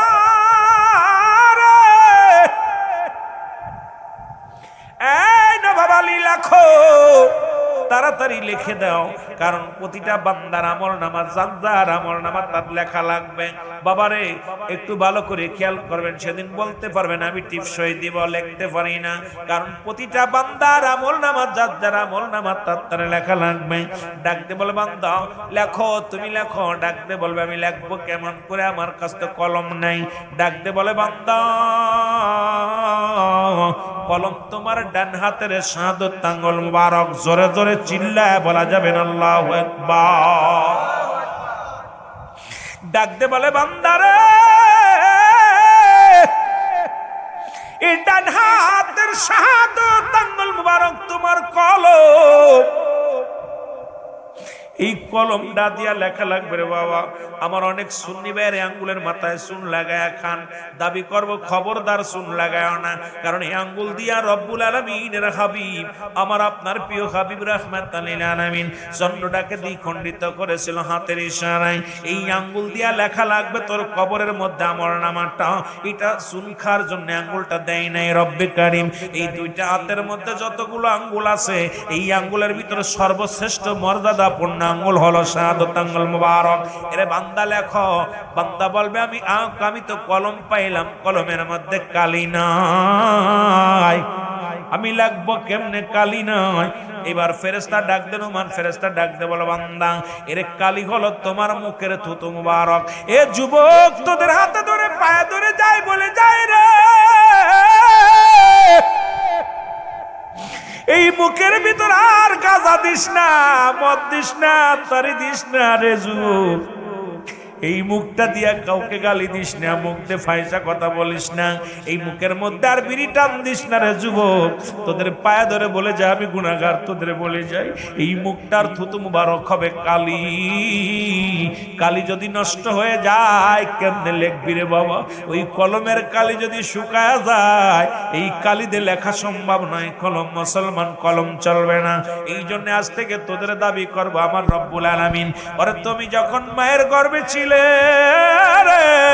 রব্বুল আলামিন এই মুখ দিয়ে তুমি জিকির করবা, এই মুখ দিয়ে কোরআন তেলাওয়াত করবা, এই মুখ দিয়ে আমার নবীর দুরূদ পড়বা, এই মুখটা দিয়ে মানুষকে সালাম দিবা। এই মুখটার মধ্যে রব্বে কারিম তোমার কি দেন নাই? এই মুখ দিয়ে নাফাক পানি খাওয়ান নাই, কুরক্ত খাওয়ান নাই। মায়ের নাভির সঙ্গে তোমার একটা নাভি জুড়াইয়া দিছে, 10 মাস 10 দিন তোমার মা নাভির সঙ্গে নাভি জুড়াইয়া দিয়া খাওয়াইছে রে বান্দা। কারণ এই মুখটার ভিতরে আমার আল্লাহ পবিত্র রাখছে রে বান্দা।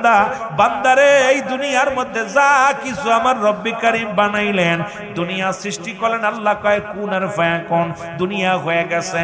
আল্লাহ কয় বান্দা দুনিয়া যেমনি বানাইলাম আপনি তোরে বানাই নাই, আসমান যেমনি বানাইছে এমনি তোরে বানাই নাই, এই জমিনটা যেমনি বানাইলাম এমনি তোরে বানাই নাই, পাহাড় যেমনি বানাইলাম এমনি তোরে বানাই নাই।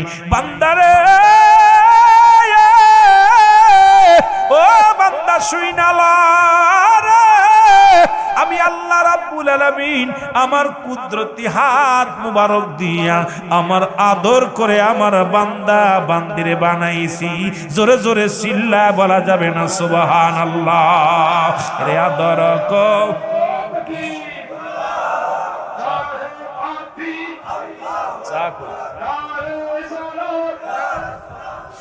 রে আদর কো রিয়ামান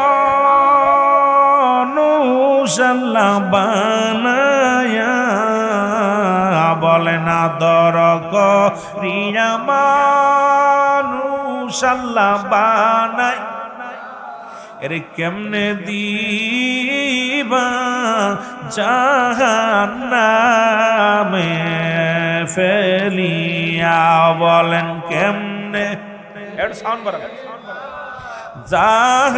জাহান্নামে তুমি যদি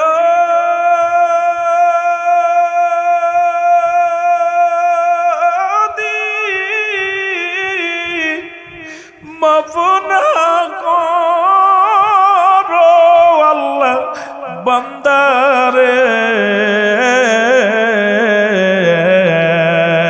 তোমার বান্দা গো যাবে গো আল্লাহ কার কাছে বলেন আদর করিয়া মানুষ আল্লাহ বানাই ওরে কেমনে দিবা জাহান্নামে ফেলিয়া বলেন কেমনে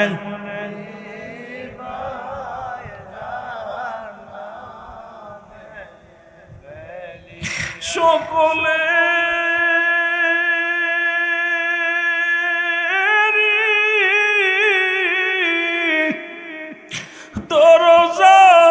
দরজাতে আল্লাহ ফিরিয়া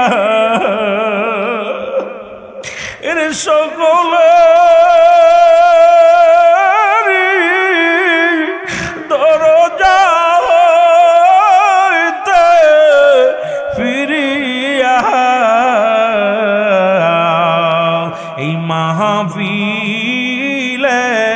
কান্দি গাশেক বসিয়া বলেন আদর করিয়া মানুষ আল্লাহ বানাই ওরে কেমনে দিবা জাহান্নামে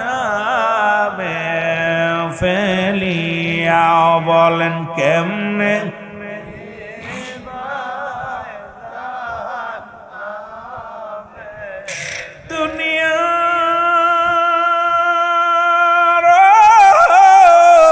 মায়ার জালে আমরা পড়ি না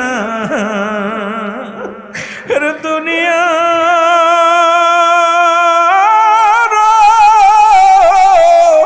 মায়ার জালে আল্লাহ পড়িয়া ওরে আল্লাহ নবী ইয়াদ গেলাম ভুলিয়া ওরে আল্লাহ নবীর ইয়াদ গেলাম ওরে পাখি যা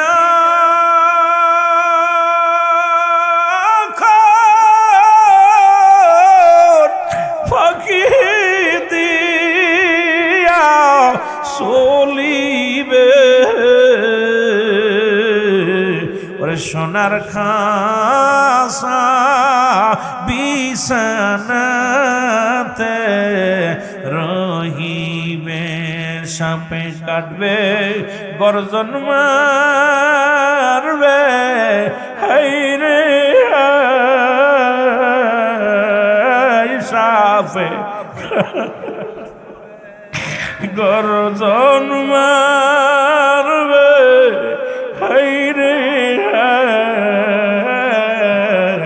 রে আগুন ঢালিয়া দিবেন কলি যায় ওরে আগুনের তাপ যখন গায়ে লাগিবে বলো আগুনের তাপ যখন গায়ে লাগিবে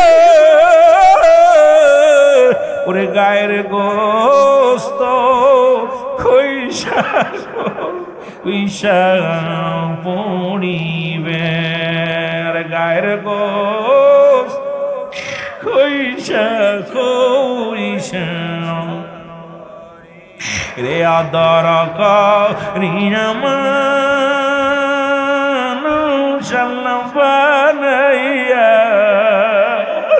রে আদর করিয়া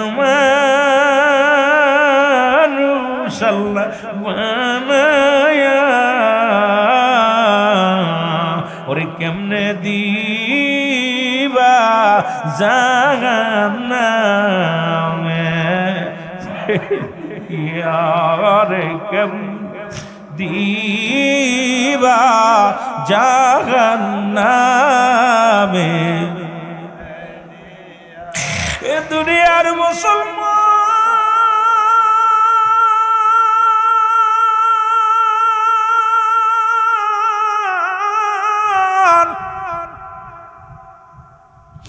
এরে মুসলমান নুমান ফেরেশতা বলবে বান্দা বান্দারে তোমার মুখের থুতু বড় হবে তোমার কালি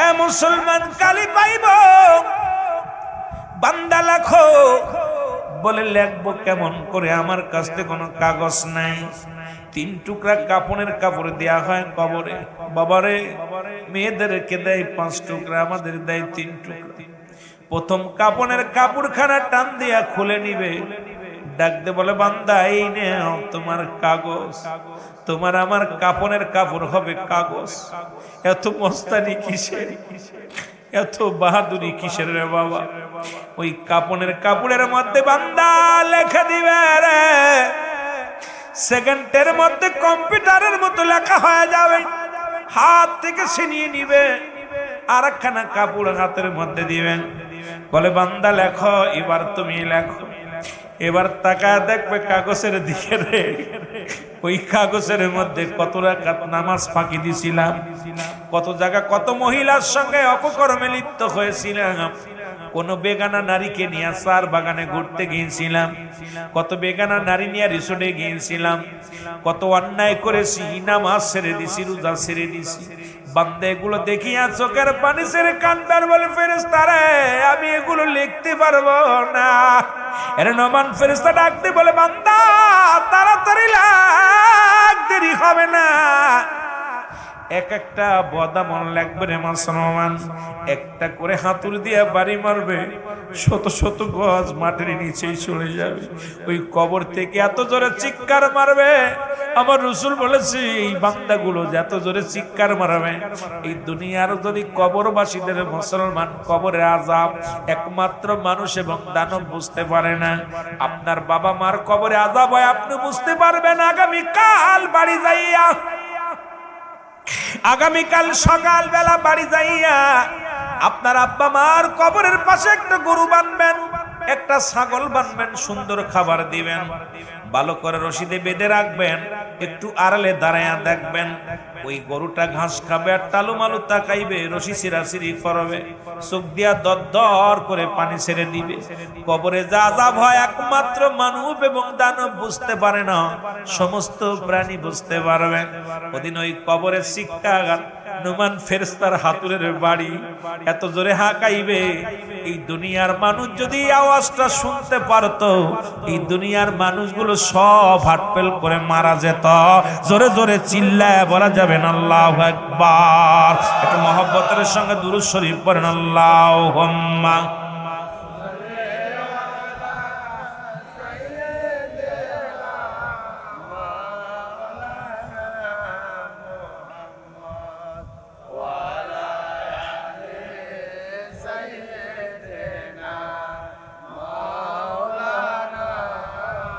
এ ভাইরা আমার বন্ধুরা আমার যখন আপনার পাপ আমলটা লেখা হয়ে যাবে রে আমল যখন আপনার অন্যায় আমলটা বেশি হয়ে যাবে নওয়ান ফেরেশতা গলার মধ্যে খারাপ আমলটা উপরে লাগায় দিয়ে চলে যাবে বলে গুড বাই বিদায় নিলাম বান্দা 40 বছরের জিন্দেগি পাইয়া 80 বছরের জিন্দেগি পাইয়া 50 বছরের জিন্দেগি পাইয়া দুনিয়ার মধ্যে কত অন্যায় করেছো, গায়ের জোর পাইয়া কত মানুষকে ঠগাইছো, কত মানুষের মিথ্যা তহমাত দিছো, ক্ষমতার অপব্যবহার করছো।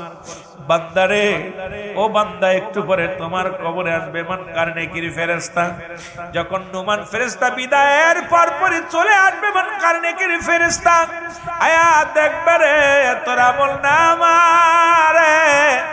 আমার আল্লাহ বলেন, ওদিন যাদের আমল গুলো, যেদিন ভালো আমল হবে, এদের জন্য আমি আল্লাহ রেখে দিলাম দাতুনিল মুমিনিন।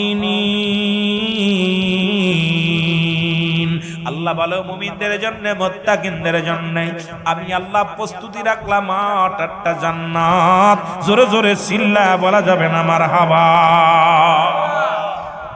যারা ভালো আমলদারি হবে, ঈমানদার হবে, মুমিন হবে, এদের জন্য প্রস্তুতি করে রাখছে আমার আল্লাহ 8টা জান্নাত। আর আল্লাহ পাক যারা নাফরমান, যাদের খারাপ আমল হবে, তাদের জন্য প্রস্তুতি করে রাখছে আমার আল্লাহ। পড়েন বিসমিল্লাহির রাহমানির রহিম। উইদ্দাতুল কাফিরিন। আল্লাহ কয় কাফের বেঈমান মুশরিকদের জন্য, কাফের মুনাফিকদের জন্য আমি আল্লাহ প্রস্তুতি করে রাখছি 7টা জাহান্নাম। ঈমানদারের জন্য জান্নাত, বেঈমানদের জন্য জাহান্নাম রেখে দিয়েছে আল্লাহ রাব্বুল আলামিন। নুমান ফেরেশতা চলে যাওয়ার পর মুনকার নেকির ঢুকে আপনার আমলনামা দেখে বল, বান্দা থাক, কিয়ামত পর্যন্ত জাহান্নাম থেকে একটা দরজা খুলে দেওয়া হবে। কবর পর্যন্ত সাপ বিচ্ছু আগুন সব আইব, চিৎকার মেরে কাঁদবি। আর জান্নাতি মানুষের জান্নাত থেকে দরজা খোলা হবে, জান্নাত থেকে নিয়ামত গুলো কবর পর্যন্ত আইব। আমার বাবারা, সুতরাং এ জীবন জীবন নয়, এমন একটা জীবন আসবে যে দেশে গেলে মানুষের বিচার হয়, যে দেশে গেলে মানুষের হিসাব হয়, যে দেশে গেলে মানুষ আর কোনোদিন ফিরে আসে না। আমরা সেই দেশের যাত্রী। আমরা কি আমল করার দরকার আছে কি না? আরো জোরে বলেন, আছে কি না? আমার বাবারা, রাত 12টা বাজতে চললো, আমি আর আগাবো না আপনাদেরকে নিয়ে। দোয়া হবে, তাবারক খাবেন, তারপরে যাবেন। সুতরাং আমরা নবীজিকে সালাম জানাই, কারণ ওই কবর হাসরের ওয়াজ সামান্য না বাবা। আর হাসরের ময়দান তো ভয়াবহ অবস্থা। আমাকে আমার ভাই সাবজেক্ট দিছে, ভাই কবর হাসরের ওয়াজ করবেন, আর একটু পিতামাতার ওয়াজ করবেন। মাঝখানে পিতামাতার টাচ দিছি, কিন্তু এই ওয়াজ তো আর এই অল্পটুকু বললে শেষ না বাবা। আপনাদেরকে নিয়ে ঘন্টার পর ঘন্টা বসলে কিছুটা দিতে পারবো, কারণ আমরা তো আলোচনার মাঠ নাই, আমাদের মাঠ এখন ওয়াজের ময়দান দেশে বিনোদন। আমি খুব কষ্ট পাই, যদিও আমরা এত বড় বক্তা না। ওয়াজের ময়দান আর ওয়াজ নাই, এখন গালাগালি। 3 শ্রেণী আলেম বিনা হিসেবে জাহান্নামে যাবে। নাম্বার 1, যে ইলম অর্জন করছে অন্যকে পরাজয় করার জন্য, নিজে ইলম অর্জন করছে অন্যকে ঘায়েল করার জন্য। দেখুন আমার দেশের এখন যারা কিতাবাদি, যারা গবেষণা করতে শালিমান, অন্যকে ঘায়েল করার জন্য, আমলের জন্য না। কোন ভাবে ওরা ভুল ধরবে, কোন ভাবে অন্যকে সাইজ করা যাবে, এই চিন্তাধারা তাদের মাথায়। 2 নাম্বার আলেম, যারা দুনিয়ার মধ্যে দুনিয়া কামানোর জন্য ইলম অর্জন করছে। 3 নাম্বার আলেম, যারা দুনিয়ার মধ্যে নাম যশ খ্যাতি অর্জন করার জন্য ইলম অর্জন করছে। এই 3 শ্রেণী আলেমকে আল্লাহ বিনা হিসেবে জাহান্নামে দিবে। এখন আমার দৃষ্টিতে আমরা 3 শ্রেণী আলেমই বেশি, কারণ এখন বক্তা খোঁজে টাকা, শ্রোতা খোঁজে সুর, আর কমিটি খোঁজে ভাইরাল। কোন বক্তা ভাইরাল? আসলে আমলের নিয়েতে আমরা নিজেরা বসি না। ওয়াজটার ময়দান হয়েছে বিনোদন। যে বক্তা যত হাসি তামাশা দিতে পারবে তত আপনাদের কাছে প্রিয়। যে বক্তা যত মানে পজিটিভ না নেগেটিভ কথা বলতে পারবে। দেখা যায় তাফসীর মাহফিল দিয়া 3 ঘন্টা বলতেছে মেয়েদের উলঙ্গ বেহায়াপনা নিয়ে হাসি রহস্যের ওয়াজ করতেছে। এগুলো আমরা শোনার জন্য পাগল। আসল কথা হলো, আমি আপনাদেরকে অনুরোধ করে যাব, ওয়াজের ময়দানে চোখের পানি ফেলবেন। সে যে বক্তা হোক না কেন, এখানে গুনাহ মাফের জন্য আসছে। আগের যুগে বক্তার ওয়াজ করলে বেনামাজি নামাজি হতো, বেপর্দা নারী পর্দাশীলতা হতো, ছেলে মেয়ে নাফরমান সন্তান আল্লাহ হতো। আর এখন ওয়াজ ঘরে ঘরে ওয়াজ, এরকম ওয়াজ নসিহত ছিল না, এত বক্তাও ছিল না, কিন্তু এত ওয়াজ হচ্ছে মানুষ হিদায়াতের মধ্যে আসতেছে না। এই একটা ছেলে মেয়ে বাপ মার বাধ্য হচ্ছে না। আজকে ঘুষ সুদ গাঁজা মদ ইয়াবা এত পরিমাণ বাড়ছে। ওই যে বললাম বক্তা বাড়ি গাড়ি করতেছে। আজকে আমরা বক্তারা যারা বিলাসবহুল বাড়ি বিলাসবহুল গাড়ি, আয় হায় একসময় বাদ পাই নাই, এখন এমন ভিআইপি গাড়িতে চড়ি, বিশাল বাড়ি করেছি শুধু আপনাদের টাকা হাতায় নিয়ে। ইসলামের জন্য কি করতেছি? একটা বিশাল একটা পুঁজি আসছে, জমজমাট একটা ব্যবসা, এই ওয়াজের ব্যবসা। আমি কইলাবার অনেক বক্তা আমার বিরোধিতা করে যে রুহুল আমিন সিদ্দিকী দিন আমার ফোন দিয়েছে, ভাই আপনি যা বলা শুরু করছেন আমাদের আপনাকে কিন্তু আর মাঠে নামতে দেবো না। আমি ভাই মাঠে নামার দরকার নেই। আরে রব্বিক, আমার নবী যদি মাটি কাটতে পারে, আমার নবী মাটি টানতে পারে, আমার নবী বকরি চড়াইতে পারে, আমি আমার নবীর উম্মত, আমি প্রয়োজনে ভ্যান চালাবো, রিক্সা চালাবো, ওয়াজ আমার পিছা না। আজকে ইমামদেরকেও বলবো, আলেমদেরকে বলবো, পিছা বন্ধ করে নিজে হেদায়েতের মধ্যে ঢোকেন, অন্যকে হেদায়েতমূলক নসিহত করেন। যা করলে মানুষের অন্তর কাঁদবে, যা করলে মানুষের পরিবর্তন হবে। আগের যুগে মসজিদ ছিল কাঁচা, ইমান ছিল ফাঁকা, এখন মসজিদ হয়েছে পাকা, ইমান একেবারে ফাঁকা। যারা বলেন ঠিক কিনা? তারা ঘন্টার পর ঘন্টার মসজিদে থাকতো, ফজরের নামাজ পড়ে দেখছি পুরুষেরা কোরআন তেলাওয়াত করত। আমার দাদারে দেখছি, বাপসা সাগরে দেখছি ফজরের নামাজ পড়ে এক পারা দেড় পারা করে কোরআন পড়ছে। আর এখন এসির মধ্যেও বহে না মানুষ, সালাম আসসালামু আলাইকুম আসসালামু কর আগে পিছনে দেড়টাও নেই। যেরকম ঠিক কিনা? অবস্থা খুব খারাপ। এই জন্য যুবক ভাই, আমার যুবক ভাইদের কাছে আমার দাবি, আমি তোদের পায়ে ধরে বলে যাব কয়টা দাবি। আজ থেকে 5 ওয়াক্ত নামাজ আমরা আদায় করব। কে কে রাজি আছেন? আবার একটু হাতটা তুলে দেখা না, মাওলার দেখা। যারা পড়েন তারা তো আছেন, যারা পড়েন নাই তারা আল্লাহ, এ আল্লাহ তুমি কবুল করেন আমার ভাইদেরকে। আল্লাহ কখন মালাকুল মউত চলে আসবে। কত যুবক ঢাকা যাচ্ছে, গাড়ি অ্যাক্সিডেন্ট করে মারা যাচ্ছে, কত যুবক ঘরে শুয়ে আছে মারা যাচ্ছে, চাকরি বাকরি করতে লেখাপড়া শেষ করছে, বিদেশের থেকে কফিন আসতেছে। আল্লাহ আমাদের 5 ওয়াক্ত নামাজি বানায় দাও। আরেকটা জমার বাজারা, আজ থেকে দাড়ির মধ্যে খুর দেব না, তোদের পায়ে ধরি যুবক, রাসূলের দায়মি সুন্নাত, আজ থেকে একটু প্রতিজ্ঞা কর, যা দাড়ির মধ্যে খুর দেব না, দাড়িগুলো নবীর সুন্নাত, আমার নবীর আর কষ্ট দিব না। আজ থেকে কে কে রাজি আছে রাব্বা? যারা দাড়ি রাখিস নাই একটু হাত উঠায় বল, আমি বলতেছি তোদের কথা দিলাম, আমার আল্লাহ তাআলা খুশি হয়ে মদিনাওয়ালার খাতিরে যাদের দাড়ি নাই তাদের চাইতে তোর বউ সুন্দরী বউ পাবি, তাদের চাইতে সুন্দরী বউ পাবি। কারণ দাড়ি রাখার জন্য ইজ্জত বেড়ে যাবে, সম্মান বেড়ে যাবে, চোখের জ্যোতি বেড়ে যাবে। এদের সমাজের মধ্যে দাড়িওয়ালা এতগুলো দাড়ি নিয়ে পাপ করতে গেলে ভয় করে। এই জন্য আমি অনুরোধ করব, আজ থেকে দাড়ির মধ্যে খুঁড় দেব না। কে কে একটু রাজি আছে? আবার একটু হাতটা উঠা। আমি তোরে আল্লাহর কাছে প্রার্থনা করি, ভয় নাই, যারা বিয়ে করিস না তোরা সুন্দরী বউ পাবি। আমি বললাম তো, তোরা যে দাড়ি আছে, দাড়ি সারা যে বউ পাবি, ওর চাইতে সুন্দরী বউ তোরা পাবি। কারণ একটা দাড়িওয়ালার বউ দেখ বেশি সুন্দরী আছে, কারণ আল্লাহ রাব্বুল আমিন নিয়ামত এটা আপনাদের জন্য রহমত দান করছে। আমিন বলেন, আমিন বলেন। রাজি আছেন তো? হাতটা নামায় ফেললি কাব্বা, তোরা একটু হাতটা উঠা, একটু হাতটা উঠা। আল্লাহ তুমি কবুল করে নাও, জোরে বলেন আমিন। আজ থেকে বেগানা নারীর সঙ্গ দেব না, বেগানা নারীর সঙ্গ দেব না। কে কে রাজি আছেন যুবকরা? হাত তোলে। কাছ থেকে প্রেম প্রীতি বেগানা নারীর সঙ্গে আর আমরা অবাধ, আমরা শুধু শুধু কথা বলবো না, মোবাইলে প্রেম প্রীতি করবো না। আজ থেকে নারী থেকে আমরা পরিহার, আজ থেকে নারী আমার মায়ের জাতি, ওদেরকে সম্মান করব। আমরা নারীর সাথে অশ্লীল বেহায়াপনা, কোনো নারীর সঙ্গে কোনো জায়গা ভাই সাথে ঘুরতে যাব না, বেগানা নারীর সঙ্গে চলাফেরা করবো না। কে কে রাজি আছেন? হাত তোল বাবা, হাত তোল বাবা, দেখাই দে আল্লাহরে। আল্লাহ তুমি কবুল করে না, জোরে বলেন আমিন, আরো জোরে বলেন আমিন। যারা বিয়ে করো নাই তাদের জন্য আমার নসিহত, চেয়ারম্যান আছে ইউনিয়নের, আপনার উপজেলা চেয়ারম্যান সাহেব আসছেন, আমি তাকে সাক্ষী রেখে আমি বলে যাই, সুলাইমান পয়গম্বর যখন বিয়ে করবে, আল্লাহর পয়গম্বর সুলাইমান বিয়ে করবে, হুজুর এসে বলে, হুজুর আপনার তো বয়স হয়ে গেছে, বিয়ে করা লাগবে। এর ওয়াজ শোনা নফল বন্দেগী, নামাজ হলো ফরজ, নামাজও ফরজ, পর্দাও ফরজ। কিন্তু এই ওয়াজগুলো করলেই মানুষের কষ্ট হয়। এ মুসলমান, নামাজ ছেড়ে দেয়া কবিরা গুনাহ, মিথ্যা বলা কবিরা গুনাহ। মুসলমান শুনে নাও, মিথ্যা বলা কবিরা গুনাহ, বেগানা নারী চেহারা দেখা কবিরা গুনাহ, বেগানা পুরুষের চেহারা দেখে কবিরা গুনাহ।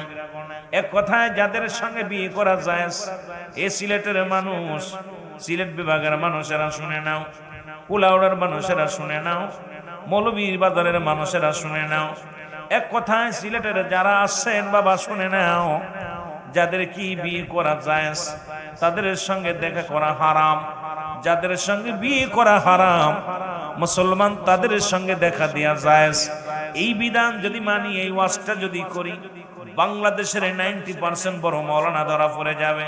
আজকে বেগানা নারী নিয়ে অফিস আদালত করে, বেগানা নারী নিয়ে ভোটের ময়দানে নামছে, রাজনীতির ময়দানে নামছে।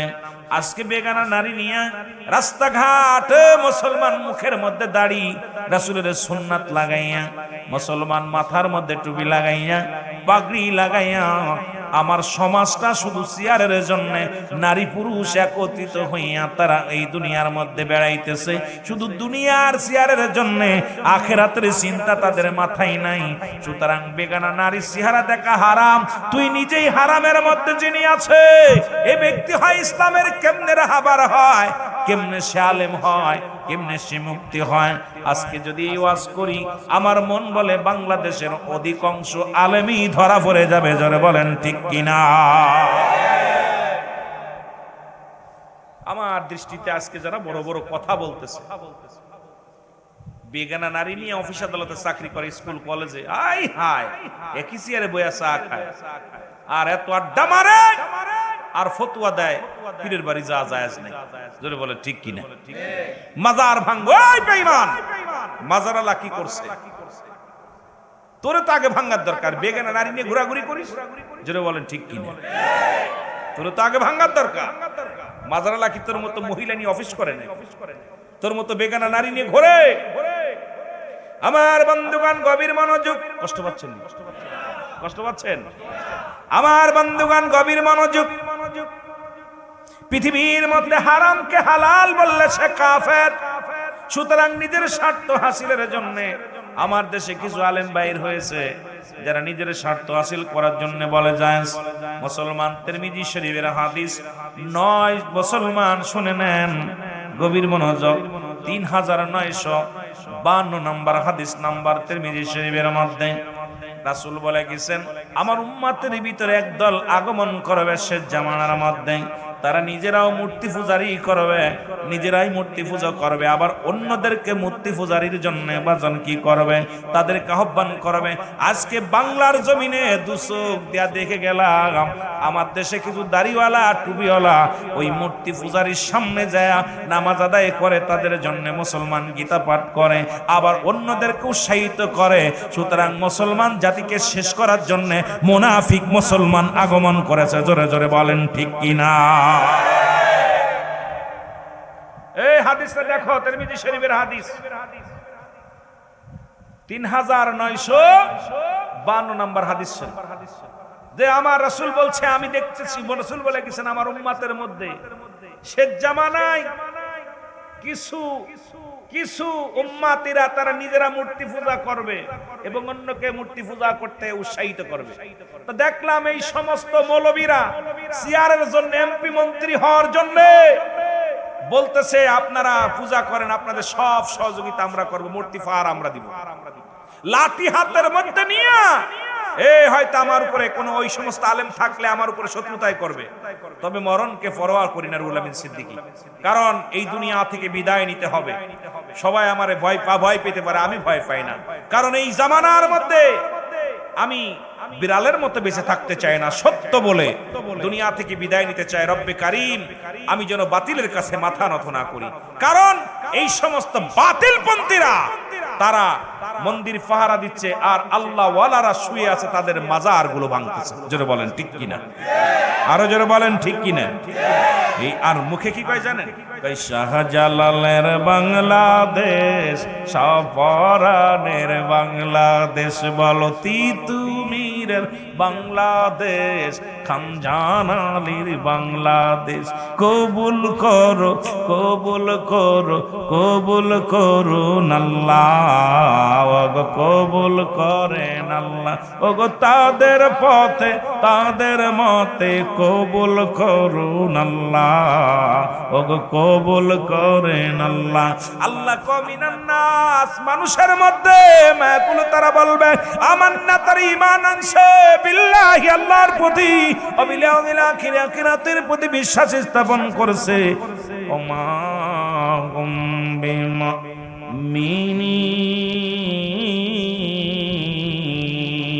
আল্লাহ কায় হাবিবরে একদল মুনাফিক বাইর হবে, তারা ঈমানদারের সঙ্গে তারা ধোঁকা দিবে। আজকে দেখি তারা মুখে বলে শাহজালাল শাহপরানের মাজার, আবার তারা কি করে শাহজালালের মাজারে বোমা মারছি আমি। জোরে বলেন ঠিক কিনা? মুনাফিক কুরআন ধরিয়ে দিতেছে, মুনাফিক মানুষের মধ্যে আছে। এই মুনাফিকরা তাদের মুখে মুখে শেখ ফরিদ বগলে একই, মুখে বলে একটা, অন্তরে করে আরেকটা। আমার বন্ধুগণ গভীর মনোযোগ, আমি আপনাদেরকে জানিয়ে দিয়ে যাই, কারণ এ জীবন জীবন নয়, এমন একটা জীবন আসবে যে দেশে গেলে মানুষের বিচার হয়, যে দেশে গেলে মানুষের হিসাব হয়। সেই দেশে আমাদের যেতে হবে মানুষের তিনটা বিপদ। নাম্বার 1 হলো মানুষের মরণ। এই পৃথিবীর মধ্যে 1 নাম্বার বিপদ হলো মানুষের মরণ, 2 নাম্বার হলো কবর, 3 নাম্বার হলো কিয়ামতের ময়দান। যত বড়ই ঠকবাজি করো, চালাকি করো, মরণের হাত থেকে বাঁচা সম্ভব নয়। জোরে বলেন ঠিক কিনা? দাদু ভাইয়েরা আমার গভীর মনোযোগ, এই যে গুনার কথা বলতেছিলাম, এই কবিরা গুনাহগুলো মাফের দরকার আছে কিনা? জোরে বলেন আছে কিনা? আল্লামা কুতুবী রাহমাতুল্লাহ বয়ান করে, দুনিয়ার মানুষ শোনো, কারণ এত গুনার কথা কইলাম, মাফের কথাটা বলার দরকার। আল্লামা কুতুবী রাহমাতুল্লাহ বয়ান করে, দুনিয়ার মানুষ শুনে না, এই পৃথিবীর মধ্যে এত গুনাহ করলাম, কারণ কিয়ামত পর্যন্ত আর কোন নবী আসবে না, নবীদের দরজা বন্ধ, কিয়ামত পর্যন্ত তওবার দরজা খোলা। যদি কোন বান্দা খাস তওবা করে রব্বে কারীমের দরবারে চোখের পানিগুলো ছেড়ে দিয়ে বলে, রব্বে কারীম,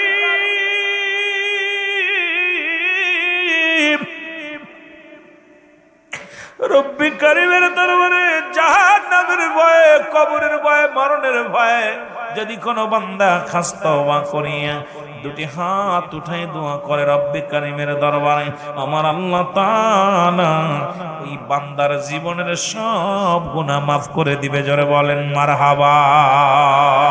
আর একটু জোরে জোরে চিল্লায় বলা যাবে না মারহাবা। এই অপরাধী করছি মওলা জীবনে, বলেন অপরাধী হইছি মওলা জীবনে, মাফ করে দেন মাহফিলের খাতিরে, বলেন মাফ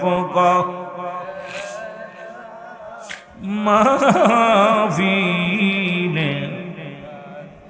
কত মানুষ আইসে ভবে দুনিয়ায়,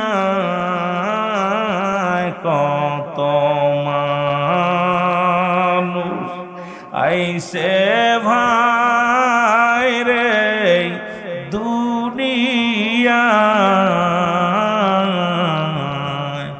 একে একে বিদায় নিছে সবাই, একে একে বিদায় নিছে সবাই।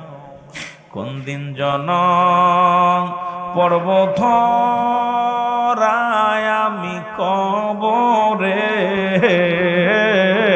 বল কোন দিন জনি পর্বত রায় আল্লাহ কবর, কেউ হবে না সঙ্গের সাথী, এখানে নাই রে কেউ হবে না সঙ্গের সাথী ওইখানে আদর করে করছি মানুষ সন্তানকে বলো আদর করে করছি গো মানুষ সন্তানদের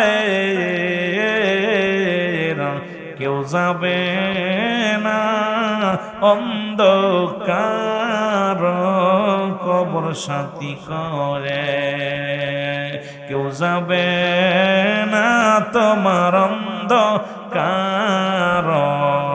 কবরে